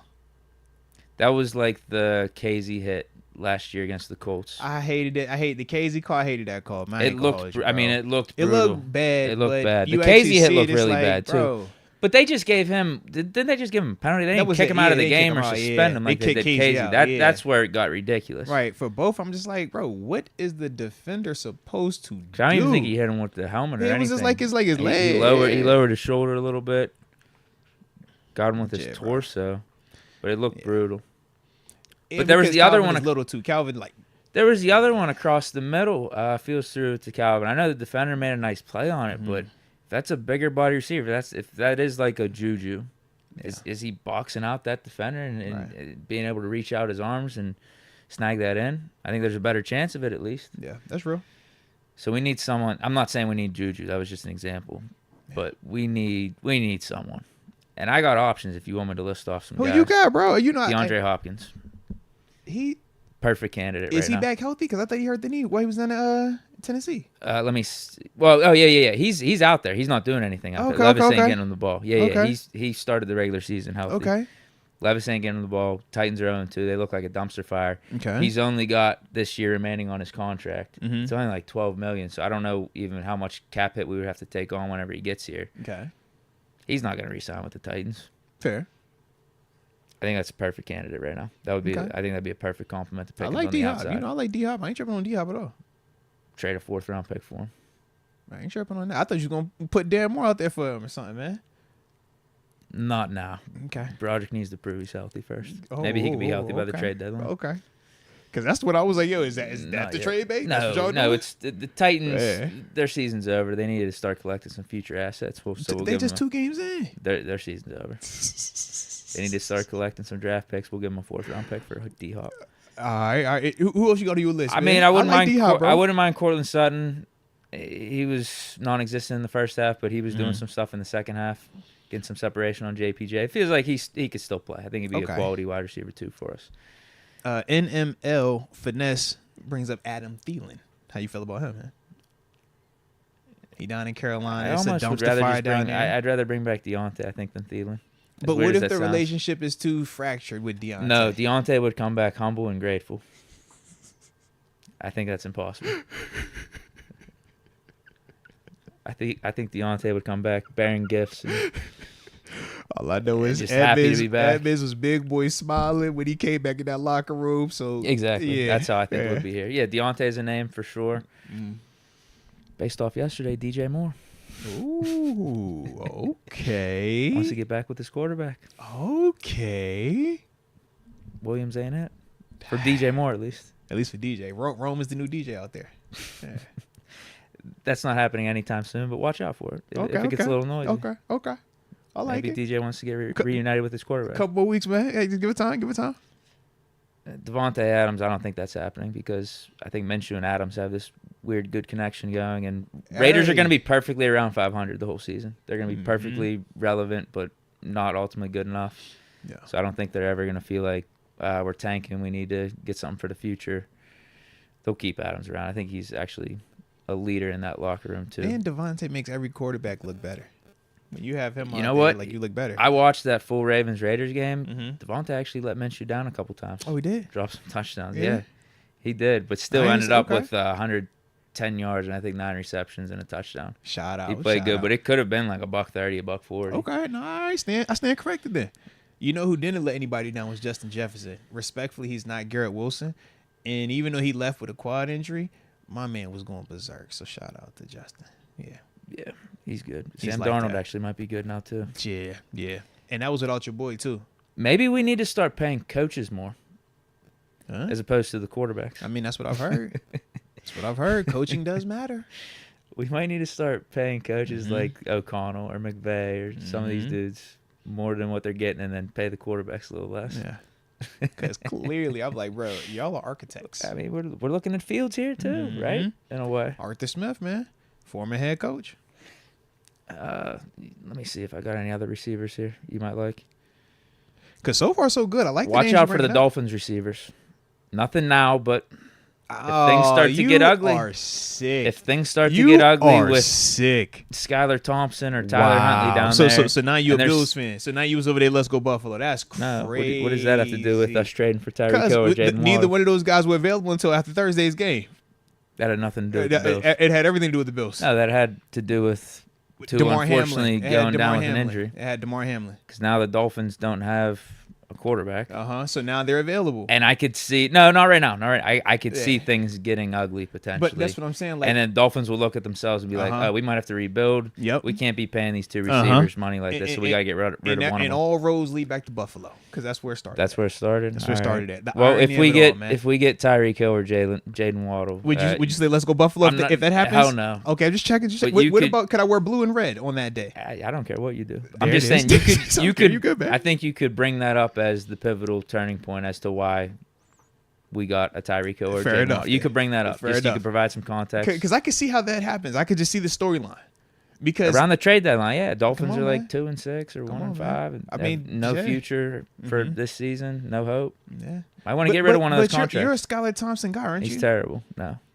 You picked. If Miami Skylar wants Thompson, a chance this year, you know who they should call. I thought you picked Skylar Thompson before, bro. You picked him. You can't get Mike White. You know where he's at now. I don't know where he is at, honestly. Is he up in Buffalo, really?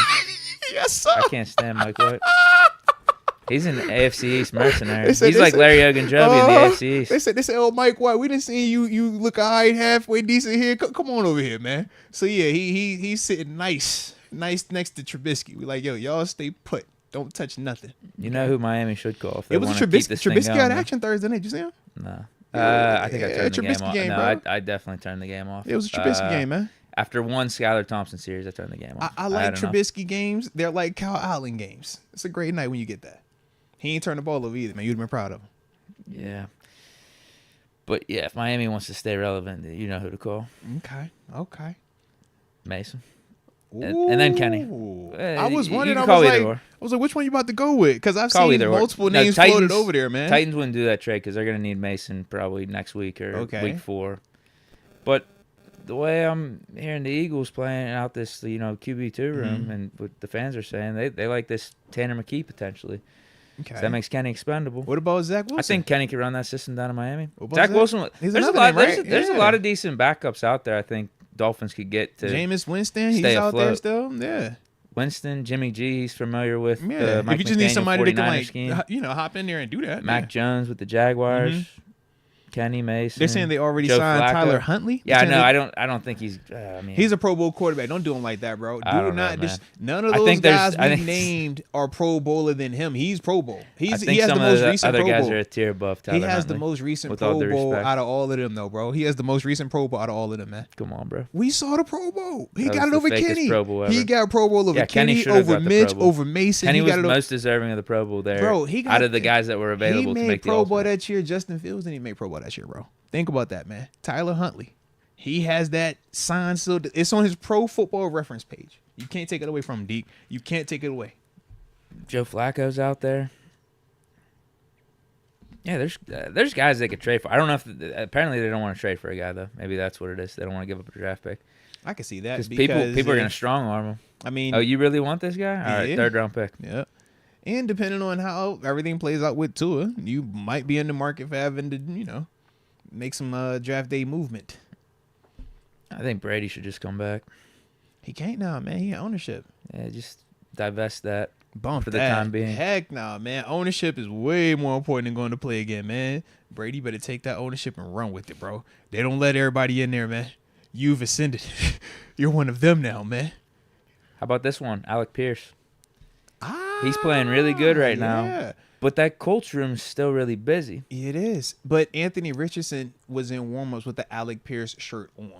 So I I, know, feel like that's like it's some his type of favorite like target right now. yeah, that's like a personal connection. I don't know what it is. All right, then give us A.D. Mitchell then.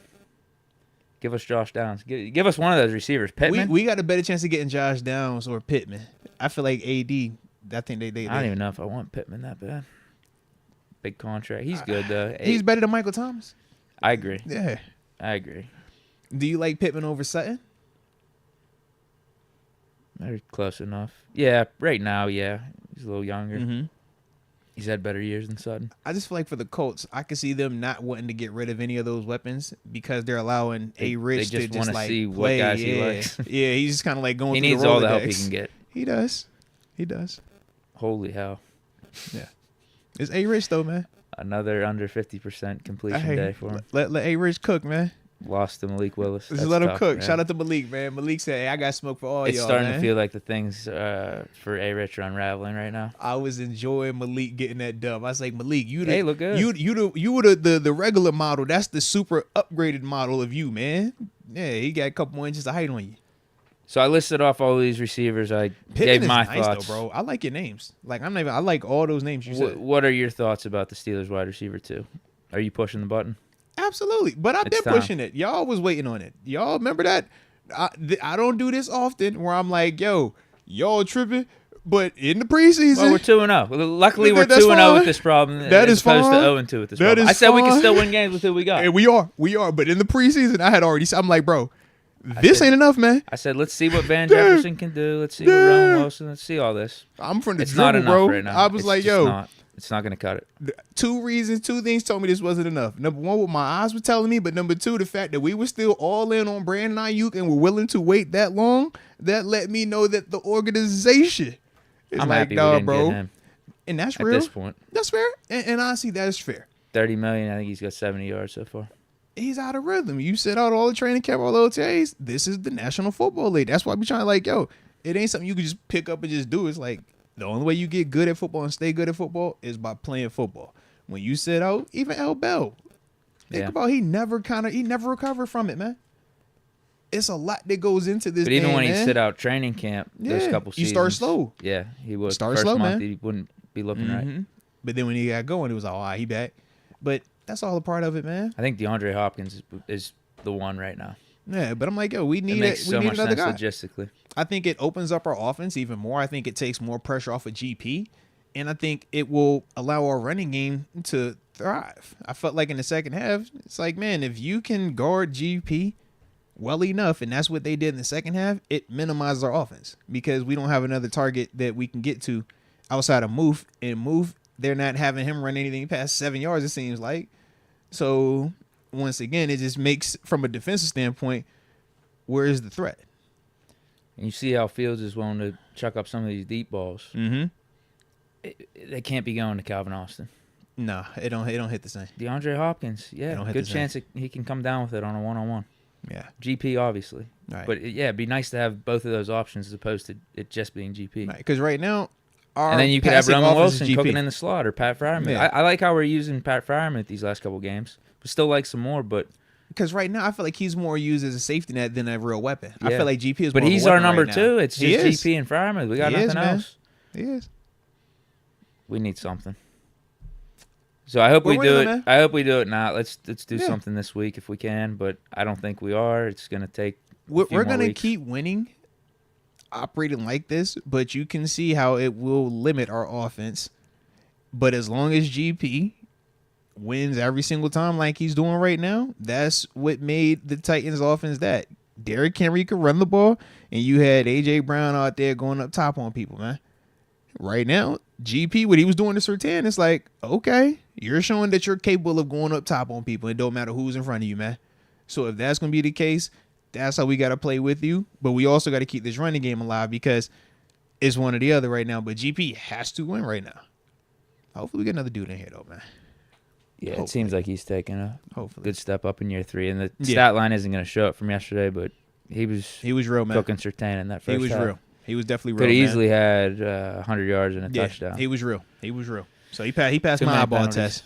Hey, man, y'all hit that like button if y'all digging what we talking about today. You know that. And don't forget to subscribe either, man, if you're new to the channel. I thought it was a little reminiscent of when we'd play the Browns when they'd have Joe Hayden and we had AB. Yeah, absolutely.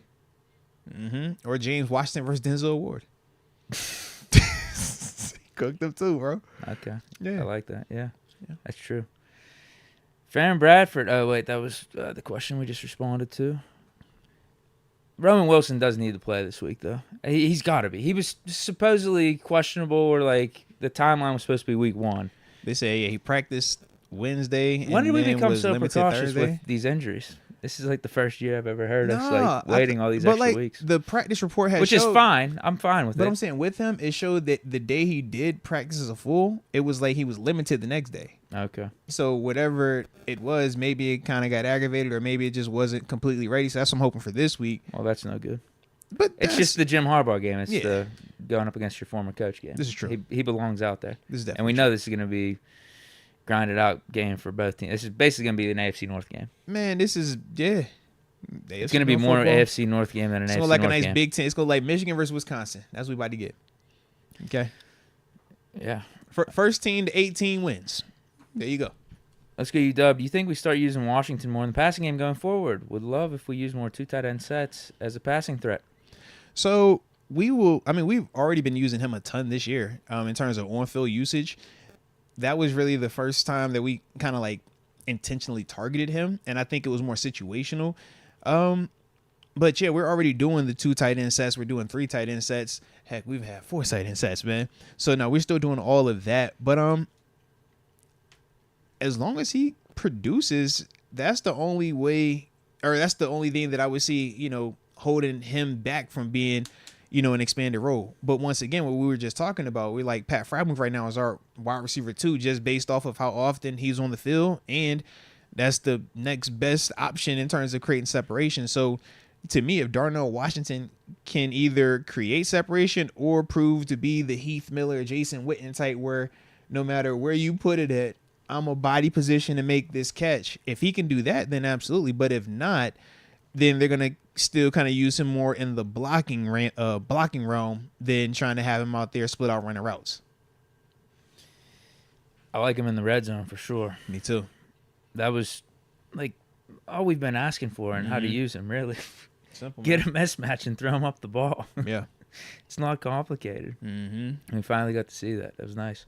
Fish Momentum says, see y'all Sunday. Hashtag home opener. Hashtag Moats and Deke. Let's go. Let's go. He also says, STG, how them sour grapes taste. Hashtag take me home. Hashtag hail to Pitt. Hey, yo, take me home, country road with that L. Ooh. AJ Martinez says, Diggler getting handcuffed with 50 and 84. Call 7. You freaky. No, this I don't know what he's getting at. Is that AB and Shay? Oh Lord, bro, you all the way out of pocket, bro. You don't want them problems, D. Don't get handcuffed like that, D. This sounds very weird. Is he talking about like? Oh no, bro. Me, Shazier, and AB hanging out on the town, and Oh no, he ain't say We get hanging into some out. trouble like that. He said you was getting handcuffed with him. I don't know. Yeah, because I don't know what he's getting at. This is very no. I'm not agreeing to this at all. This is. I'm sorry, Deke. I'm sorry. That is. Oh man. See, this is why I can't watch reality TV, Deke. We be watching these shows, man. They be talking about this type of stuff, and it just made me think of you like them now. I'm like, Deke ain't going out like that, man. Deke ain't into this freaky stuff, man. Chill. Stole my dog Deke out, man. There's some people out here that's into this stuff, though, Deke. Just know. There's some weird people out here, bro. Excuse me. I shouldn't call y'all weird. It's just some very different people out here that have different interests in things that they, kind of enjoy to do. Deke ain't on that, man, for how you communicate. All right, just chill out on me, man. All right, just chill, man. Jeez. Richard Arbizo says, y'all bullied Coach T back into the hat this week. No. They weren't feeling this. Is let me hit it with no guard and spray paint it. Man, shout out to Coach T, man. I don't care what his hair look like. As long as he keep cooking the way he cooking, man, do what you do. Is that the first time? What is the timeline with him not wearing a hat? Was last week the first time we've seen him without a hat on the sidelines? No, we've seen him without the hat. Or maybe I don't. It kind of blends in. I feel like I see it multiple times recently without. Well, when the he hat, had the man. fro in his early days, he would rock the no hat. Yeah, there was times when we was playing. He had the hat, or he'll do the visor, and yeah, we would get on with the visor. I know when we were here, we would do that on occasion. Okay. But yeah, that's because we was taller than him, so we can kind of look down and it's like, yo, that's the secret to that person who's like shorter than you. We see what's going on here, coach. He won't the only what. Like, hey, bro, you better hope it don't rain today, huh? It's like that's what times, man. Yeah. But shout out to them dudes. And Hassan, don't do me like that. I don't kink shame anybody. All right. I don't want to get canceled. Okay. I'm a man of the people. I don't want to be with the people all the time like that. Michael G says Pittsburgh Steelers D is like pit bulls on poodles. Maul them. I like that. I mean, think about it. Through 2 weeks, man. Pretty suffocating. Yeah, they're Pretty playing suffocating, like man. they're the best defense in the league. Mm-hmm. Adrian Martinez, Diggler, save the D, control the clock more. I guess that's what he means. Oof. We need to get more I am really positive glad. series going on offense. I'm really glad that he clarified all that there. Yeah. Yeah, I think we could have done a better job of that in the second half. No doubt about it. Adrian Martinez says the D won't last 20 weeks if we lean on them. Hey, yo, why you playing, AJ? Like, why you keep saying? Can we just say the defense? Why we got to play like this day, bro? Why would play today, bro? Everybody play today, bitch. It's a football podcast. We know what he's talking about. No, I don't We like. know- I just we know don't the like lens how he's it's talking sounding. through. I just don't like how it's sounding. Okay, the defense. It's just defense. All right, the defense won't last 20 weeks if we lean on them. Okay, I'm with you, bro. And this is real. But we do have the depth, though, and I do feel like that's the difference this year. But I don't think we're going to have to lean on them to that extent. I didn't think it was that bad in the first week. Maybe a little bit this week in the second half. The defense got out there more than what we would have wanted, but it was up 2 scores. I think there was just a way, there was an approach that we were taking that second half, and we were cool with it. Yeah. And still got out of there relatively healthy. Yeah. So that's the other part. We're like, as long as that keeps, being on our side, that helps us out, man. Absolutely. Official Momentum says Ambition live at Baja Bar and Grill. September 21st, 2024, 8 p.m. Let's go. That's this weekend, isn't it? The 21st, Yeah. I think it's a Friday. Let's go. Frio J says our defense is putting belts to ass all year. That's a fact. That's a big fact, man. Stop playing with them folk. Tons of fun. Though we haven't had the greatest of successes on offenses, I'm liking the connection Fields is getting with GP and the tight ends, Muth and Washington. That's real. I think we're seeing him be more comfortable in those type of settings too, man. It's a lot easier or a higher percentage throw when you're throwing it to the tight ends versus having to take those shots down the grass. I mean, just think about when we're watching GP make some of these high-end catches. It's high-end for a reason, It's a lot of negativity that you could have happen when you take those shots like that, whereas typically with the underneath defenders, those guys aren't as good at covering. Those guys aren't that good at jumping routes. And we typically, when you're talking Moose specifically, are more than likely going to have the better athlete in the matchup. So I'm all with that, and I think that that's a big reason why GP has been able to look so good these first 2 games, man, and keep the negativity at bay. Mike Hood, Pickens is still checking his shirt pocket from that dime over Surtain. Fire pass and catch. Shout out to all. Salute Mr. Moats and Deke, and let's go. 2-0. Let's go. No, facts on that, though, man. That thing was like he couldn't have went down there and just handed it to him any better than that, man. AJ Martinez says, penalties equals discipline. We are too relaxed. No bueno. Oh, all right. I mean, relaxed is one way to look at it. I don't see it that way. I kind of looked at it as the early portion of the season, conditioning matters, technique matters, and guys, what you're seeing on tape versus when you actually get into the stadium versus them. That also is a little bit at bay here. And while you're going through all of those things, I think that is part of the PI or the hold-ins offensively and defensively. Now, I don't look at, the pre-snap penalties from a offsides or false start perspective. I don't feel the same about that. Some of that is more discipline related, more so on offense than defense. When you watch Highsmith get 2 offside penalties, I'm not tripping on that. As a pass rusher, you're trying to get off. The only way to get off is to sometimes tie the snap. So on occasion, you're going to get a false or you're going to get an offsides. It happens. We always would say you can't make an omelet without breaking an egg or two, man. So those were his little couple eggs right there. When he got that sack, was nobody tripping. And that's, the kind of give and take. But the production has to be there, and you don't want it to be an every week thing. Like we see some of these guys around the league that are high-end pass rushers that you cut the tape on. It's like, every single week he can get an offsides because he's not playing the snap count. He's just going, So some of that happens, man. But we got the production out of Highsmith yesterday. So that's the part where, like I said, man, I don't think it's just a correlation of dudes being a little bit too relaxed or lacking in discipline. I think that some of it is kind of what I was laying out right there. I think we have 19 penalties through 2 games. Mm-hmm. We are still too highly penalized right now. Yeah, I'd say 5 or 6 of them are just bad calls by the refs. Mm-hmm. And then you got probably another 3, 4, 5 you could live with, like a JPJ penalty or like you said with Highsmith. So maybe there's around 8 or 9, maybe 10 that it's just these are penalties. But penalties happen. You're playing football. I mean, I don't even know. And a lot of them are happening on the offensive line, obviously. But I'm watching some of these games. There's just a lot of penalties across the league happening with the offensive line. I don't know what O-line out there is even that elite or that buttoned up at this point. There's a lot of offensive line penalties. You don't want to keep it going like that, but this is early in the year, man. This is part of it. Son T 1989. TJ might as well learn Brazilian Jiu-Jitsu. I say, man, they be over there mauling and mugging my dude. Oh, yeah, man. that's the other. I mean, speaking of penalties, that's the crazy part to me. TJ's getting the James Harrison treatment. Yep.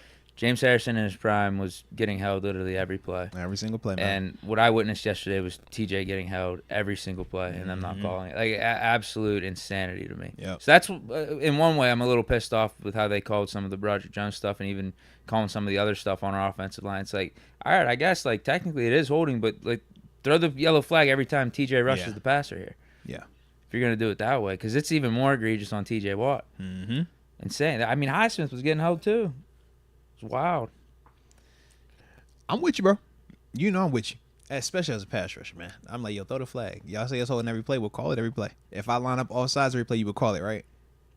If TJ... Oh, and it's even so egregious with TJ. It's so obvious with TJ Watt. It's it's one thing if it's, here or there, and... it's not that bad, but these are so blatant. Mm-hmm. It's so blatant. TJ's just that good, and he's still putting up a good stat line. If anything, he had a down game yesterday, and it was the sack. I think 2 tackles for loss, a couple a pass deflection or 2, and a QB hit.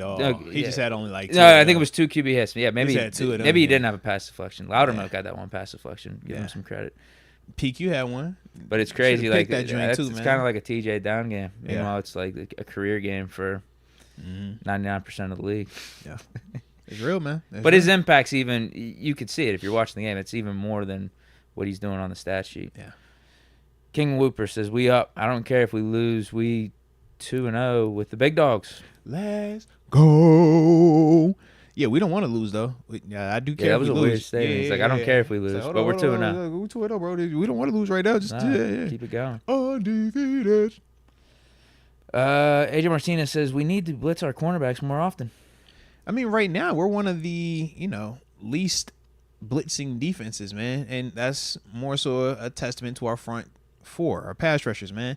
When you have the pass rushers like we have, the longer you can go without having to blitz, the better, because now we don't have to take a guy out of coverage, which makes it easier on quarterbacks at times because, yeah, they're going to be able to see where that guy's coming from. And now, depending on where your disguise is, can he get to that hole fast enough? We know that with the elite quarterbacks, you don't blitz them. That was one of the things you would say when you play against 7. You blitz them at your own risk. Brady, you're not blitzing that man. So I do agree at times it is cool to blitz, but also, man, depending on who you're going against, that is not something that you want to have to do. The way to win, man, is to have them pass rushers up front cooking and being able to just drop and play coverage behind it, man. And we've been able to do that thus far. Like I said, yesterday, thought we should have hit him a little bit more per se, but that's kind of where I'm at with it. But I can see why you would, want some more blitzing from the corners, though.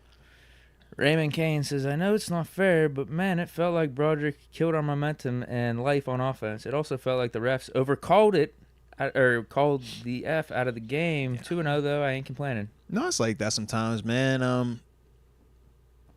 That's officiating. Sometimes they're going to make some calls. They kind of, we like, yo, all right, this cool straight. This call straight. Other times we like, bro, why this? And then, obviously, we know just the overall flow of the game, man. I'm just glad that over the course of 4 quarters, the better team prevailed. And that's the one thing that I will continue to say. Calls are going to go your way. Calls are going to not go your way. But if your team is the better team and you're playing the way you're supposed to be playing, you should still be able to overcome it and still come out of there with a victory, man. AJ Martinez says, offense needs to run more overloads in our formations. Use the fullback more to pound defenses. Much love to Moats and Deke, the chat, to AJ, and to the R1. Let's go. I like that right there. How you feel about running the ball even more, man? Because we haven't really utilized fullbacks like that. But we know who our fullback is also. Yeah, obviously things were working in the first half. Things weren't working as good in the run game in the second half. What did you attribute that to? You said it at the beginning. You were talking about the beginning and the stuff Van Joseph was doing. Oh, yeah. So initially, early on, they still wanted to play us with the man-to-man stuff, but I thought because of how GP had success against Surtain, that made them play more zone concepts and kind of chill and back off. That's why we were able to have a lot more success running the ball early on in the possessions. Second half, they played a lot better, I thought, at the corner, but they also were a lot more aggressive in terms of blitzing us and providing more pressure, and that got us out of that rhythm of being able to just sit there and run it. Probably naturally too. You're down 2 scores. It's like we got them. It's you had to get more aggressive. Right. I thought Denver played a lot more aggressive in the second half, offensively and defensively, than they did in the first half. The aggressive turn when it turned for them was on that trick play, man. End of the second quarter when they did the double pass, and that's when you could see them. Okay, we got to open this up a little bit more. And I thought from there, as a team, they were a lot more aggressive, a lot more just, we can't be respecting them like this. Let's challenge those guys a little bit more. Okay. Yeah, I don't know how I feel about his suggestion, to be honest. I don't feel like we're lacking a fullback at this point, but maybe ask me it again in a couple weeks. I mean, yeah, because part of it was we didn't feel like we was lacking wide receiver 2 for everybody, and now a couple weeks in, we like, hold on, man. We might want to just got some options. Trade for Hopkins. Deke had a list, bro. That's how you know it's real. Yeah, I was. Deke ain't playing. Deke I was writing it down yesterday watching the Texans-Bears game. I was like, we got to do something about this wide receiver My too. dog got a list, bro. Shout out. I did my research on contracts, who would be available, who would be. Can a we good get fit. any of them Texans dudes, bro? They got. Oh yeah, I did write John heck, Mechie man. down. Yeah, I did write him down. I'm looking at the game. I'm like, bro, y'all have way too many guys in that room, man. But there is a case we're just adding another unknown to an unknown. But I feel like Mechie has like better upside than Van Jefferson and Calvin Austin. Oh, yeah, I should say that. More upside, not proven, more upside. Red Icy, last season, all the talk was surrounding KP in Canada. What are your thoughts on Arthur Smith and how he's done play calling these first 2 games?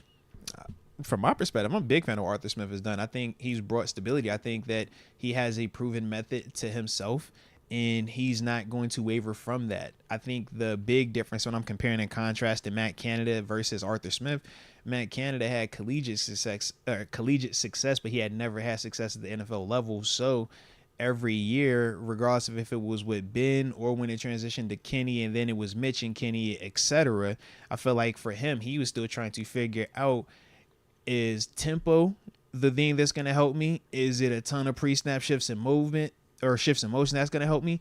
But collegially, you can have success with that. At this level, it's going to take some of that, but also you still got to understand when to call certain calls and when to use tempo and cadence. Whereas I think for Arthur Smith, he's just further along. He had already had success as an offensive coordinator, but he also was an NFL guy that has been at this level for a while. Started out with tight ends, moved his way around through the Titans organization to eventually becoming the offensive coordinator.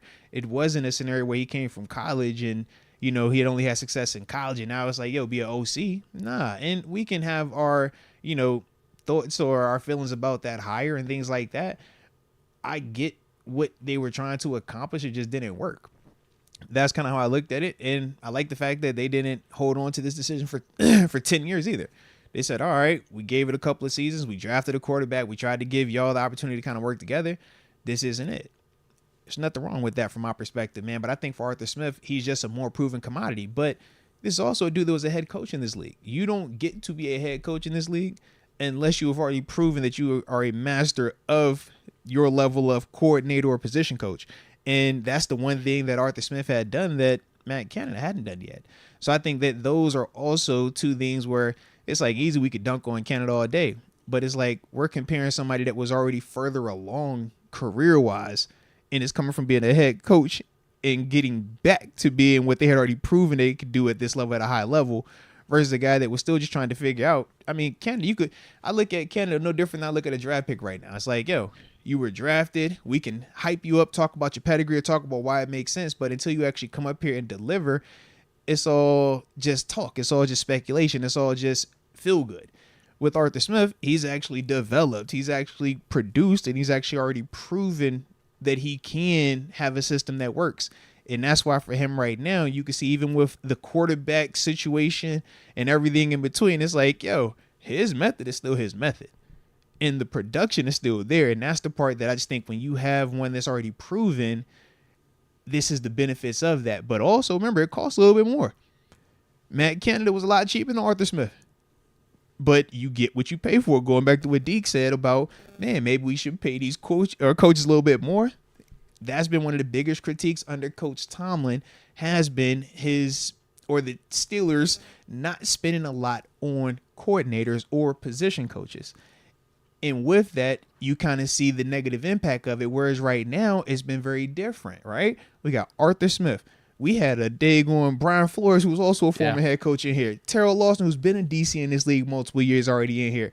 Aaron Curry, who's was a former player in this league. You know what I mean, it's like, yo, we're making sure we got some of these like QB coaches. Yeah, like age QB coaches. QB coach here. This coach. guy's been a coordinator before here. So it's like just the staff as a whole, I think, is better now than it was under Canada. And you can make a case at times even before him, maybe, But I just think that this is what you get when you spend a little bit more money in some of these instances, or you're a little bit more intentional with the people you're bringing in.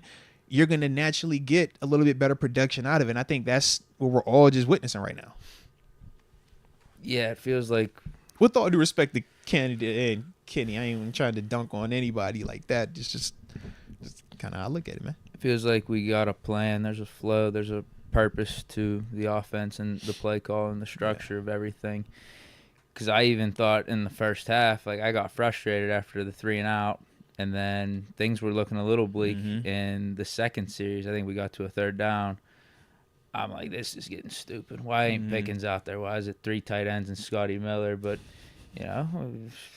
we were becoming successful on the ground game. We were moving the ball down the field. We ended up scoring a touchdown. I'm like, all right, I see the vision a little bit. And then with how we did those next 2 series in the first half, I was like, I think this dude knows what he's doing. Now, second half, again, I think we can have our critiques about the offense, but I do think we just went with a more conservative approach overall of not trying to turn the ball over. Yeah. So if you want to blame Arthur Smith for that, I guess you can. Maybe you blame more of it on Tomlin because it might be coming from the top down on how we want to handle our offense and our mentality in the second half. But I'm really liking what I'm seeing. It's Titans-esque for sure. But if it's working, I don't give a shit. That's my whole. That's And how I feel think about it, man. it's so easy if the penalties don't happen in that first half to where instead of having 10 points, it could have been 21. And I think it's night. I get and day. I get it's woulda, coulda, shoulda hypotheticals, but Yeah. I mean, It's night and Broderick day, don't though. get those penalties. It's night We're and day, down man. on the 5-yard line from that Justin Fields throw, and then Along that drive with- right before the half, we literally did get to and see Deke, it punched in for a touchdown. Along with the momentum of going up on Surtain and making that play. Yeah, and then I don't think That's the other part, man. I don't think we're complaining at all if the offense does the same exact thing. Yep. But we're up 21-0. Yep. We're just like, oh, we're milking the game. You see what I'm saying? Yeah. But I mean, it's a game of inches, and it's those little sequences in the games where we're like, man, that and that could change the whole outlook of this. But also the flip side is because those things didn't happen, it was a 1-score game. But as long as you're getting out of there with the stadium, man, that's the name of the game. Yeah. That boy 23 says, talk. I don't know Con and Tomlin's master plan. Send DJ to the Panthers. He's not happy there. Doesn't resign, and we sign him next season. Yeah. I want him this season. I don't got time next season. Yeah, we might just draft a guy next season. I'm all for drafting a guy next season. I want to start fresh next season. But for right now, this season, I need something that I know or something that can come in here and produce. And DJ, I know you're not happy now. I was watching you yesterday, DJ, because I picked up the Panthers just because of DJ. You remember I told you that pick? And I hated that pick as soon as the game started. I'm like, bro, I knew as soon as I picked this game, I was going to take a L. It was terrible, Well, bro. I've had the same feeling with the Rams Cardinals. As soon as Tyler was bombing them up to Marvin Harrison, I said, this game's over. And the Rams offensive line's really banged up. This game's over. My Cardinals pride came out. I was like, yeah, go Cardinals. Yeah. I told you, though. Kyler Murray, a little underrated. Come on, man. Not bad. Yeah. And Marvin Harrison, if you But actually get him some targets, man, it'll help him out. he started to become overrated with this line being at -1.5 and Cardinals being the favorite. But I forgot that the Rams were so banged up. So Kyler's still underrated. Properly rated right now. Or underrated? Is it underrated? Okay. Yeah, a little underrated still. I don't think they're going to give the Cardinals and what Kyler Murray did full respect because it's the banged up Rams. So still a little underrated. Okay. Richard Hunt asks Adam Thielen or no? No. Man, Thielen, all right, bro. He's fine. But I'd actually rather take Deontay. But I'm saying if we can't get Deontay, Thielen still would be an upgrade to our situation, I think. Yeah, if we got him, That's what I'm not going to saying. complain about it. But if you look at the other options that I threw out there, I'd take a Hopkins. I'd take a lot of guys over Thielen. Low key, you think Thielen's the cheapest option out of those guys you named, though? Ooh, I think it's Because around with the Sutton, same potentially. Because I'm like, Sutton, I think, goes for more because he's younger. Didn't Thielen have 1,000 yards? Like he's like scrub right now. He's older missed though. like 2 he's seasons older. in a row, I too, think with he the might be injuries like as well. 32. He's Yeah. 34. He missed 2 seasons in a row, though, as well with injuries, I want to say. Yeah, he's older. Yeah. So he might be he had 1,000 last year, 4 touchdowns. Nice. Starting off the season with 5 receptions, 69 yards for That ain't 2024. reflection of him. Them receivers is not reflections of. I watched Thielen. I watched DJ. I can't put that on them boys, like man. him as a 3 right now. Okay. He's good. Yes, if we got him. Do you I'd like be him happy. more than Van Jefferson? Yes. How about that? Yes. Do you think he's more productive than Calvin Austin? I would like to get D-Hop if we can. D-Hop is like the cherry on top. I'm with you, man. When you said D-Hop, I'm like, whoa. There's hey, no I perked reason up why for we D-Hop. can't trade for him, though. I mean, Yeah. everything's out there. The contract's cheap. It's only 1 year left on his deal. Mhm. He's in Tennessee. Titans are terrible. Yeah. I'm sure he wants out. I'm sure he's not happy. I don't think they're going to make the move, though, bro. Who? Titans, unless Levis gets hurt. Well, they may take their time. I don't think they're doing it right now, but Yeah. 4 weeks go by, they're 0-4. Hopkins I mean, removes the Titans from his They would Instagram have profile. to be 0-4. We got to see that play out first. You That's know how this probably goes, happening. man. I don't know what their schedule They'll is. But mess around with the next 2, and it'll be a whole nother conversation. We'll Levis for president. That's how they're going to be talking, man. let's see. They play the Packers. Uh-huh. No, Yeah, they got the uh-huh. Dolphins after Uh-huh. that. Yeah. So when they sitting there at 2-2, uh-huh. Yep. And when Levis carve up both of them defenses, uh-huh. Yeah.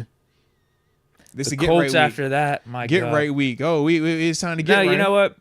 There's a game after the Colts one that maybe we'll do them in. Who we got? Bills Titans.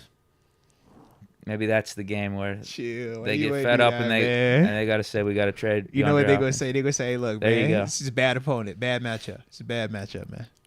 Maybe they could lose 2 of those 3 between Packers, Dolphins, Colts, and then get pounded by the Bills. As long as they get pounded by the Bills, I don't care how the rest of it works out. Honestly, I wouldn't. You know what? If Mason's playing at that point, I wouldn't mind if Titans pull off a little upset. That's crazy. See, actually, even if it is Levis, wild, you know, I'm not a fan of Levis, but I hope if Levis beat Josh, they gonna crown that man.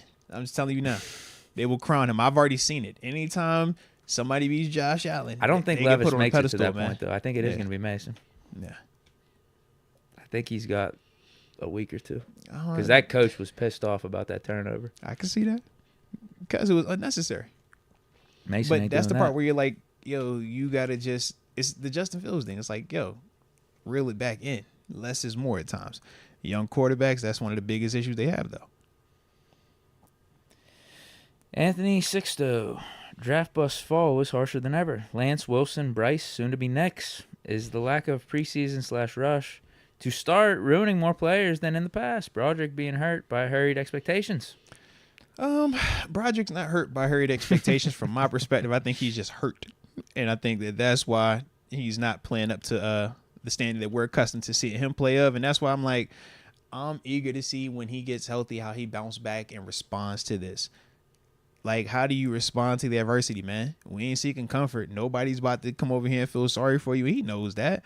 But it's like, how do you respond to the adversity, man? We've seen others respond to it. Shoot, DeMarvin Leal. He didn't have adversity. He didn't respond well. It's like, man, I like it. Like, who else gonna respond, man? We talked about GP at times last year. He responded to the adversity. All right, so with Broderick, it's like, man, you got some adversity now. Let's go overcome it, man. Bounce back and show everybody what you really are. But in terms of the young quarterbacks, it's multitude of a couple things, man. Playing quarterback, the National Football League is the hardest thing to do in the National Football League. No ifs, ands, or buts about it, man. That's the hardest thing to do. And when you throw the expectations of being a drafted young quarterback on top of it being the hardest position, you're usually coming into a situation where it's less than ideal. You also are coming into a scenario where you're looked at as the Messiah, the savior. So while you're trying to figure it out, you're playing with less than around you. And this is the toughest level to do it at. So when you throw that in there and the fact that we are in this microwave success type society of after 3 games, if he doesn't look good, we're ready to pull the plug on him. You setting these dudes up for failure. But that's why, you know, from my perspective, I feel like if you can't allow these dudes to sit and kind of just watch initially, that helps them out a lot more. I think that you have a higher probability of success that way. For every CJ Stroud, there are 100 other Josh Rosens, right? The dudes that got to go out there and start early, and yeah, they were out the league. Doesn't take long. It happens very fast, and people will write the book on you and will not give you a chance to change that narrative. So I think it's a little bit of all of that, and unfortunately, man, the draft happens every year. So think about the quarterbacks we're talking about right now, right? Malik Willis, Will Levis, right? Sam Darnold at times, okay? Bryce Young, right? All these quarterbacks that at some point in time are young or are struggling or have struggled. You hear how Deke talks about all of them, right? He's ready to move on from all of those guys. He's not the only person that's like that. There are a lot of people that look at those guys just like that. Whereas, you mean to tell me when we just saw them back at college, they were cooking folks. Some of these dudes were the best ever at their schools. But it doesn't matter because we're like, yo, we got a whole fresh new batch of young guys coming out. Y'all guys can't do it, so you don't get any more time to develop. Let's get the next batch and we reset the clock. I think as long as that keeps happening, man, you're going to have a lot more of these quarterbacks struggling to have success than the guys that are going to just come in here and everything just flows perfectly for them and they just light it up from start to finish. Like the CJ Stroud, that's outliers. That's special, but it's an outlier. It's a lot more dudes that struggle than the dudes that come in here and look like him, man. We're seeing it with this rookie class right now. Yeah. We got 3 guys playing. Mm-hmm. 2 of them look out of sorts, and one of them looks all right. Yeah. Jaden Daniels looks all right. Yeah. Looks like, you know, which is kind At of least crazy more, when you at think least about more where competent he's at, than though. what Caleb Williams and Bo Nix has put out there thus far. Yeah, where you get drafted matters. Who your coach is matters. Yeah, he's got Cliff The Kingsbury. scheme matters. Like, yeah, you got Kingsbury over here. We talk about Bryce Young down in Carolina. We talk about Caleb. It's like, y'all don't have the proven dude. Kingsbury has already proven that part. Kyler never looked like offensively he couldn't get it done in Arizona. It was just the rest of the team who couldn't get it right. So you know he can do that. So that matters when we talk about C.J. Stroud. Who does he have down there, right? Some Shanahan disciple, come I on, think. man. Bobby Slowick. Yeah. Shanahan, the or Shanahan McVay, I don't guys. know. One Yeah. of those two. All the same. The same when we talked about with Cincinnati, when it was like, oh, you got Zach Taylor over here. He know what he's doing now. It's like, that matters, man. You got to have the architect with the player. You heard me when I was saying with Kenny and Canada. It's like, yo, they go hand in hand. He can't look great if this guy isn't helping him be great. And he'll never look great if this guy doesn't actually go out there and perform at a high level. They are married to each other, man. AJ Martinez clarifies the handcuffing comment by saying hetero handcuffing by ladies. Oh, okay. Salute. On the town, LOL. Salute. That works. Deke, you probably into that hetero handcuffing. You in the handcuffing? I'm nervous about handcuffing. I can't. Yeah, wifey ever try to have like, hey, babe, ooh, hey, easy now. Yeah, chill. It's a little too much for me. All right. Yeah, I'm good. All right. Adrian Martinez gifted a Moats membership to David Decker. Shout out to AJ being a rock star, paying it forward, and David Decker. Welcome to the upper room. Yes, indeed. Bro, see, this is why I can't go golfing, bro. I haven't texted nobody. Man, my phone is like blowing up right now. This is nuts, man. I've been trying to look up some updates on Hopkins because I've seen some people in the chat give their concerns saying that he's not right, that he's playing on an ACL. I thought he was hurt, yeah. Nah, he played the last 2 games. He was out there. 1 reception, 8 yards in week 1. 1 reception, 9 yards in week 2. But what did he hurt this preseason? Because remember, he missed all of the end of training camp / the pre, and they said he was like a knee sprain. Weeks. Yeah. MCL tear. Oh. All right. I mean, yeah. Fair enough. It's better than ACL. You can play with it. Will you be compromised? Yes. It's more pain tolerance. Can you make it worse? Yes. But at the same time, can you still get better and play at a high level? Yes. So, fair enough. Do we want Hopkins then? His game, I feel like, yes, because his ability to still catch the ball in, close proximity, like his catch radius, I think is still special. I just wish I would need to go back and watch the Titans to see him actually running around though, because this could be like the Juju situation we talked about, where it's like, yeah, if Juju's healthy, we think he could be an asset, but if Juju's knee is compromised, then we don't want that. Okay. Yeah. What you think though, man? Frank K saying it's torn Deke. He's getting surgery after the season pass. Yeah, because if it's like that, then I'm like, you're just gonna be toughing it out, and I don't want you toughing it out. I'd much rather have somebody healthy. Fine. Back to the drawing board. I mean, that was the perfect name, though, if he was healthy. Bro, super perfect, man. I like D-Hop, bro. D-Hop was so, frustrating to play against, too. So, Alec Pierce. Like, yo, why you catch everything? I would like Alec Pierce, the way he's been playing with the man. Colts. Good deep threat, fast. We need Justin Fields. The problem is he's playing too good with the Colts right now. Justin Fields needs to come out with the Alec Pierce shirt on as well. Like I said, A-Rich did that. That's him stamping that that's my man's. He's not going to be eager to want to leave that right now. So we need to do something to entice him. DJ Moore. I can see it. I just don't think Chicago's going to want to do anything to unsettle Caleb. No. Yeah. I know. AJ Martinez says TJ Wynn knocked down Bo Nix yesterday. Did he actually touch his foot? I feel like he touched his foot, didn't he? I don't know. It looked like he... I saw the replay multiple times. It didn't look like he touched him. I'll get credit for it, though. It is TJ, bro. You just use a Jedi mind trick on him. Haitian Dynasty says wide receiver 2 plays for Maryland Terps. This is very true. This is very true. You got to play for Maryland. You know the drill. Yeah, I was going to say our Canada connection's gone for Maryland, but I guess it still remains with Tomlin. It's always Coach T. There's a couple good receivers here. The dude from Arizona, listen, incredible. Bump that. If y'all want a receiver, he plays for Ole Miss. His name is Antoine Wells. Really? Some people call him Juice. He played at South Carolina prior to that. Balled out. He's the reason why Spencer Rattler looked good again and got drafted. But before, What's your connection to this guy? where Is did it he JMU? start? He came. Man, I thought you were doing He started out at scouting on your own. No, I'm serious. He's a 1,000-yard receiver everywhere though. He's been dominant at JMU, 1,000-yard dude as a true freshman. Went over to South Carolina. You look at Spencer Rattler last season. What's his name? Antoine Wells. Okay. All right. You look at Spencer Rattler last season. He's a big reason for that. He just went to Ole Miss this year down there with the man Lane Kiffin. They're saying second round. Come on, man. Position rank number 5. I'm trying to let you know. I'm giving 6'1", 208. I'm giving you the answer to the test on the front end. He's a little bit taller than 6'1", but he can run. And he has a great catch radius. He's not afraid of the big boys. He done shown at every level, but he started out at JMU. We recruited him. We brought him in, showed him what was up, and now this butterfly's blossomed. All right? And now it's time. It's an opening. We clearly need one. That's all I'm saying, bro.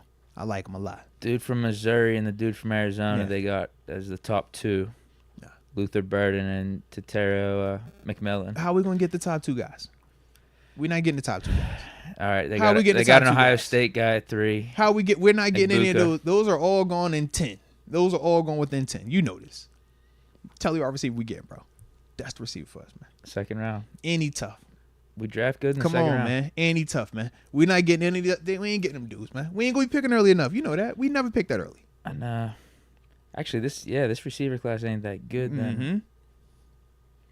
Those are the top 3. I just don't recognize. It's still you know what? right now, though. I just don't recognize the names. That's it. The guys that aren't top 3. That's it. Maybe I'm disrespecting them too much. You know how it goes. We're not on draft mode just yet. We're not. By the time March hits, we'll be. It's going to be tough to beat Marvin names. Harrison Jr., Malik Neighbors, Roma Dunes, and Brian Thomas in the first round. Well, think about this. Marvin Harrison Jr. dominated Ohio State, and they're already saying that the guy that's there right now is supposed to be the best ever by the time he's done. They say it's Geno Smith's like cousin or nephew or something like that. The Jeremiah Smith dude up there. They say he's supposed to be like God tier. They said Jeremiah Smith. Yeah, they said when he's done in Ohio State, he's supposed to be the best ever to play wide receiver for them. Wow. And think about what you just saw, what we just said about Marvin Harrison Jr. this year coming out, right?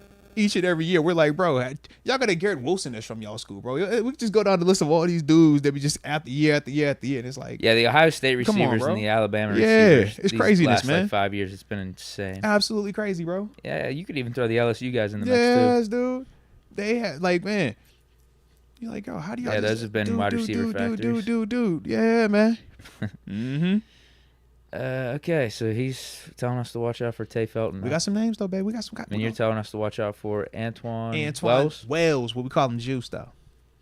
All right, that's what we call him. AJ Martinez has a story for us. Says my former sister-in-law handcuffed her cop husband to the bed and beat his arse with. Yep.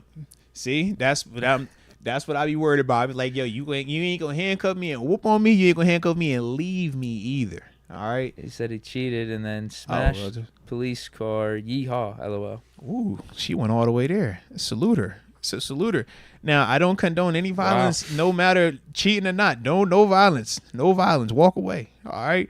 But yeah, Deke, stay out them handcuffs, bro. Because this is what be happening, bro. If you got any bad tape out there, it can come back to haunt you when you handcuffed. All right, so just stay safe. Stay safe, bro. Don't put no bad tape out there. Now everybody sees the bad tape, but if you got bad tape out there, bro, don't play with them handcuffs, man. Jeez, that might be the last super. Am I seeing any more? No, I think that's a heck of a super though, AJ. Holy smokes, man. She smashed the police car afterwards. It's like that, bro. But when you in a relationship with smash the police car, that's not. I mean. She was dating the cop. That was said, like, yo, the cop was her husband. Still, she won't date. She's married to him. So it's like, yo, you gonna cheat on me? Man. Oh no, yippee ki yay! Yeah, it's like, Lord, nah, yeah.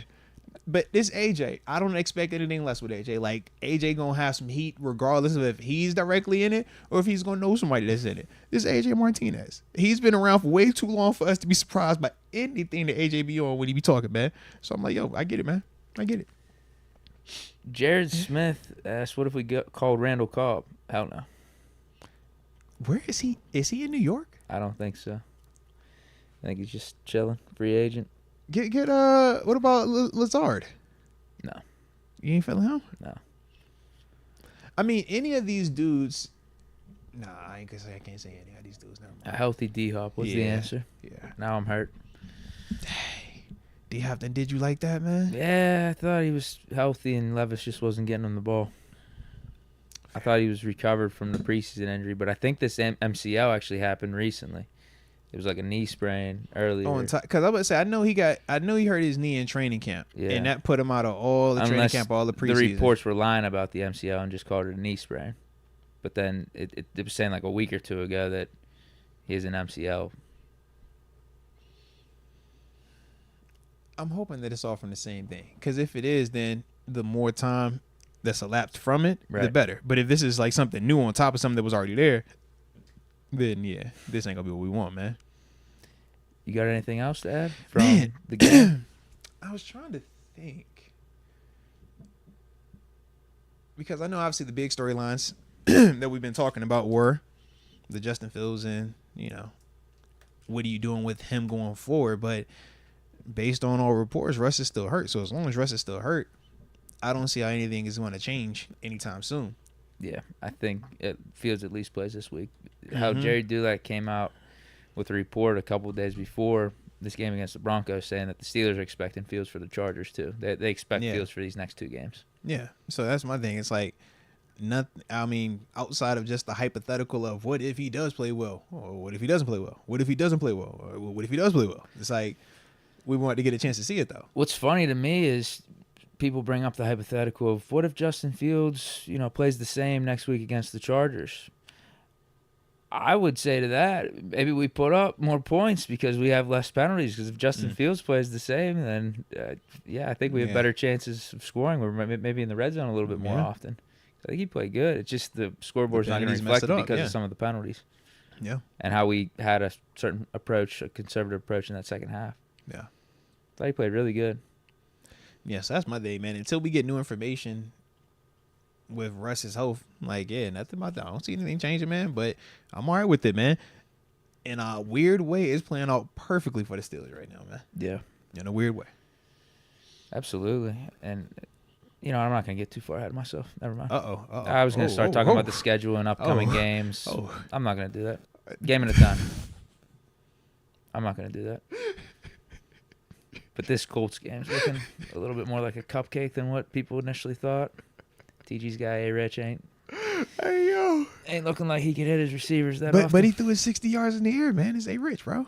Flat-footed. No. I'm not getting ahead of myself, though.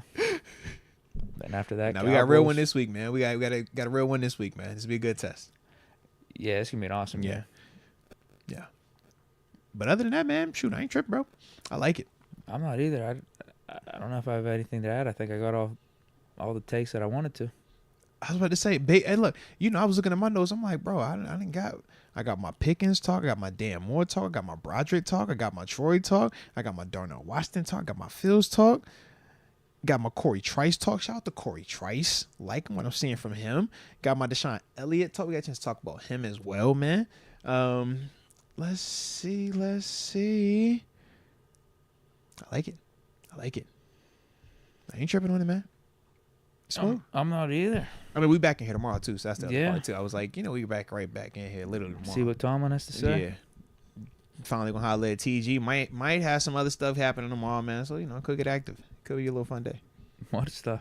I mean, we just, it could be a fun day. Okay. Yeah. You gotta tune in to find out, though. Of course, that's how it always goes. Could be a fun day tomorrow, man. Okay. You know what I'm saying? You know how it go. But other than that, though, I don't man, even know what to expect. man, nobody knows what to expect. We just show up, bro. I just walk down here, Deke. I throw some music on. Today it was Tina Turner. All right. Okay. Shout out to Tina. But I just be doing it. I don't be knowing anything. I'm just here. With the jokes, I don't have a plan. What I do with a plan, bro? Yeah. So, other than that, man. Ooh. Nah, he's asking, is Warren about to get more touches? I feel like the whole Warren element is health, too. He looked good. I think he's kind of back now. Yeah, that's all that was, man. Dante Jackson, we talk that talk. He look fire. So, yeah, man. So, shoot. I like it, baby. We'll be back in here tomorrow, though, like how we always do. So, let's do it like how we always do then. Y'all hit that like button one final time on the back end, and don't forget to subscribe. But either way, we greatly appreciate each and every one of y'all rocking with us today. Like I said, we back in here tomorrow. But either way, until next time, baby. Peace.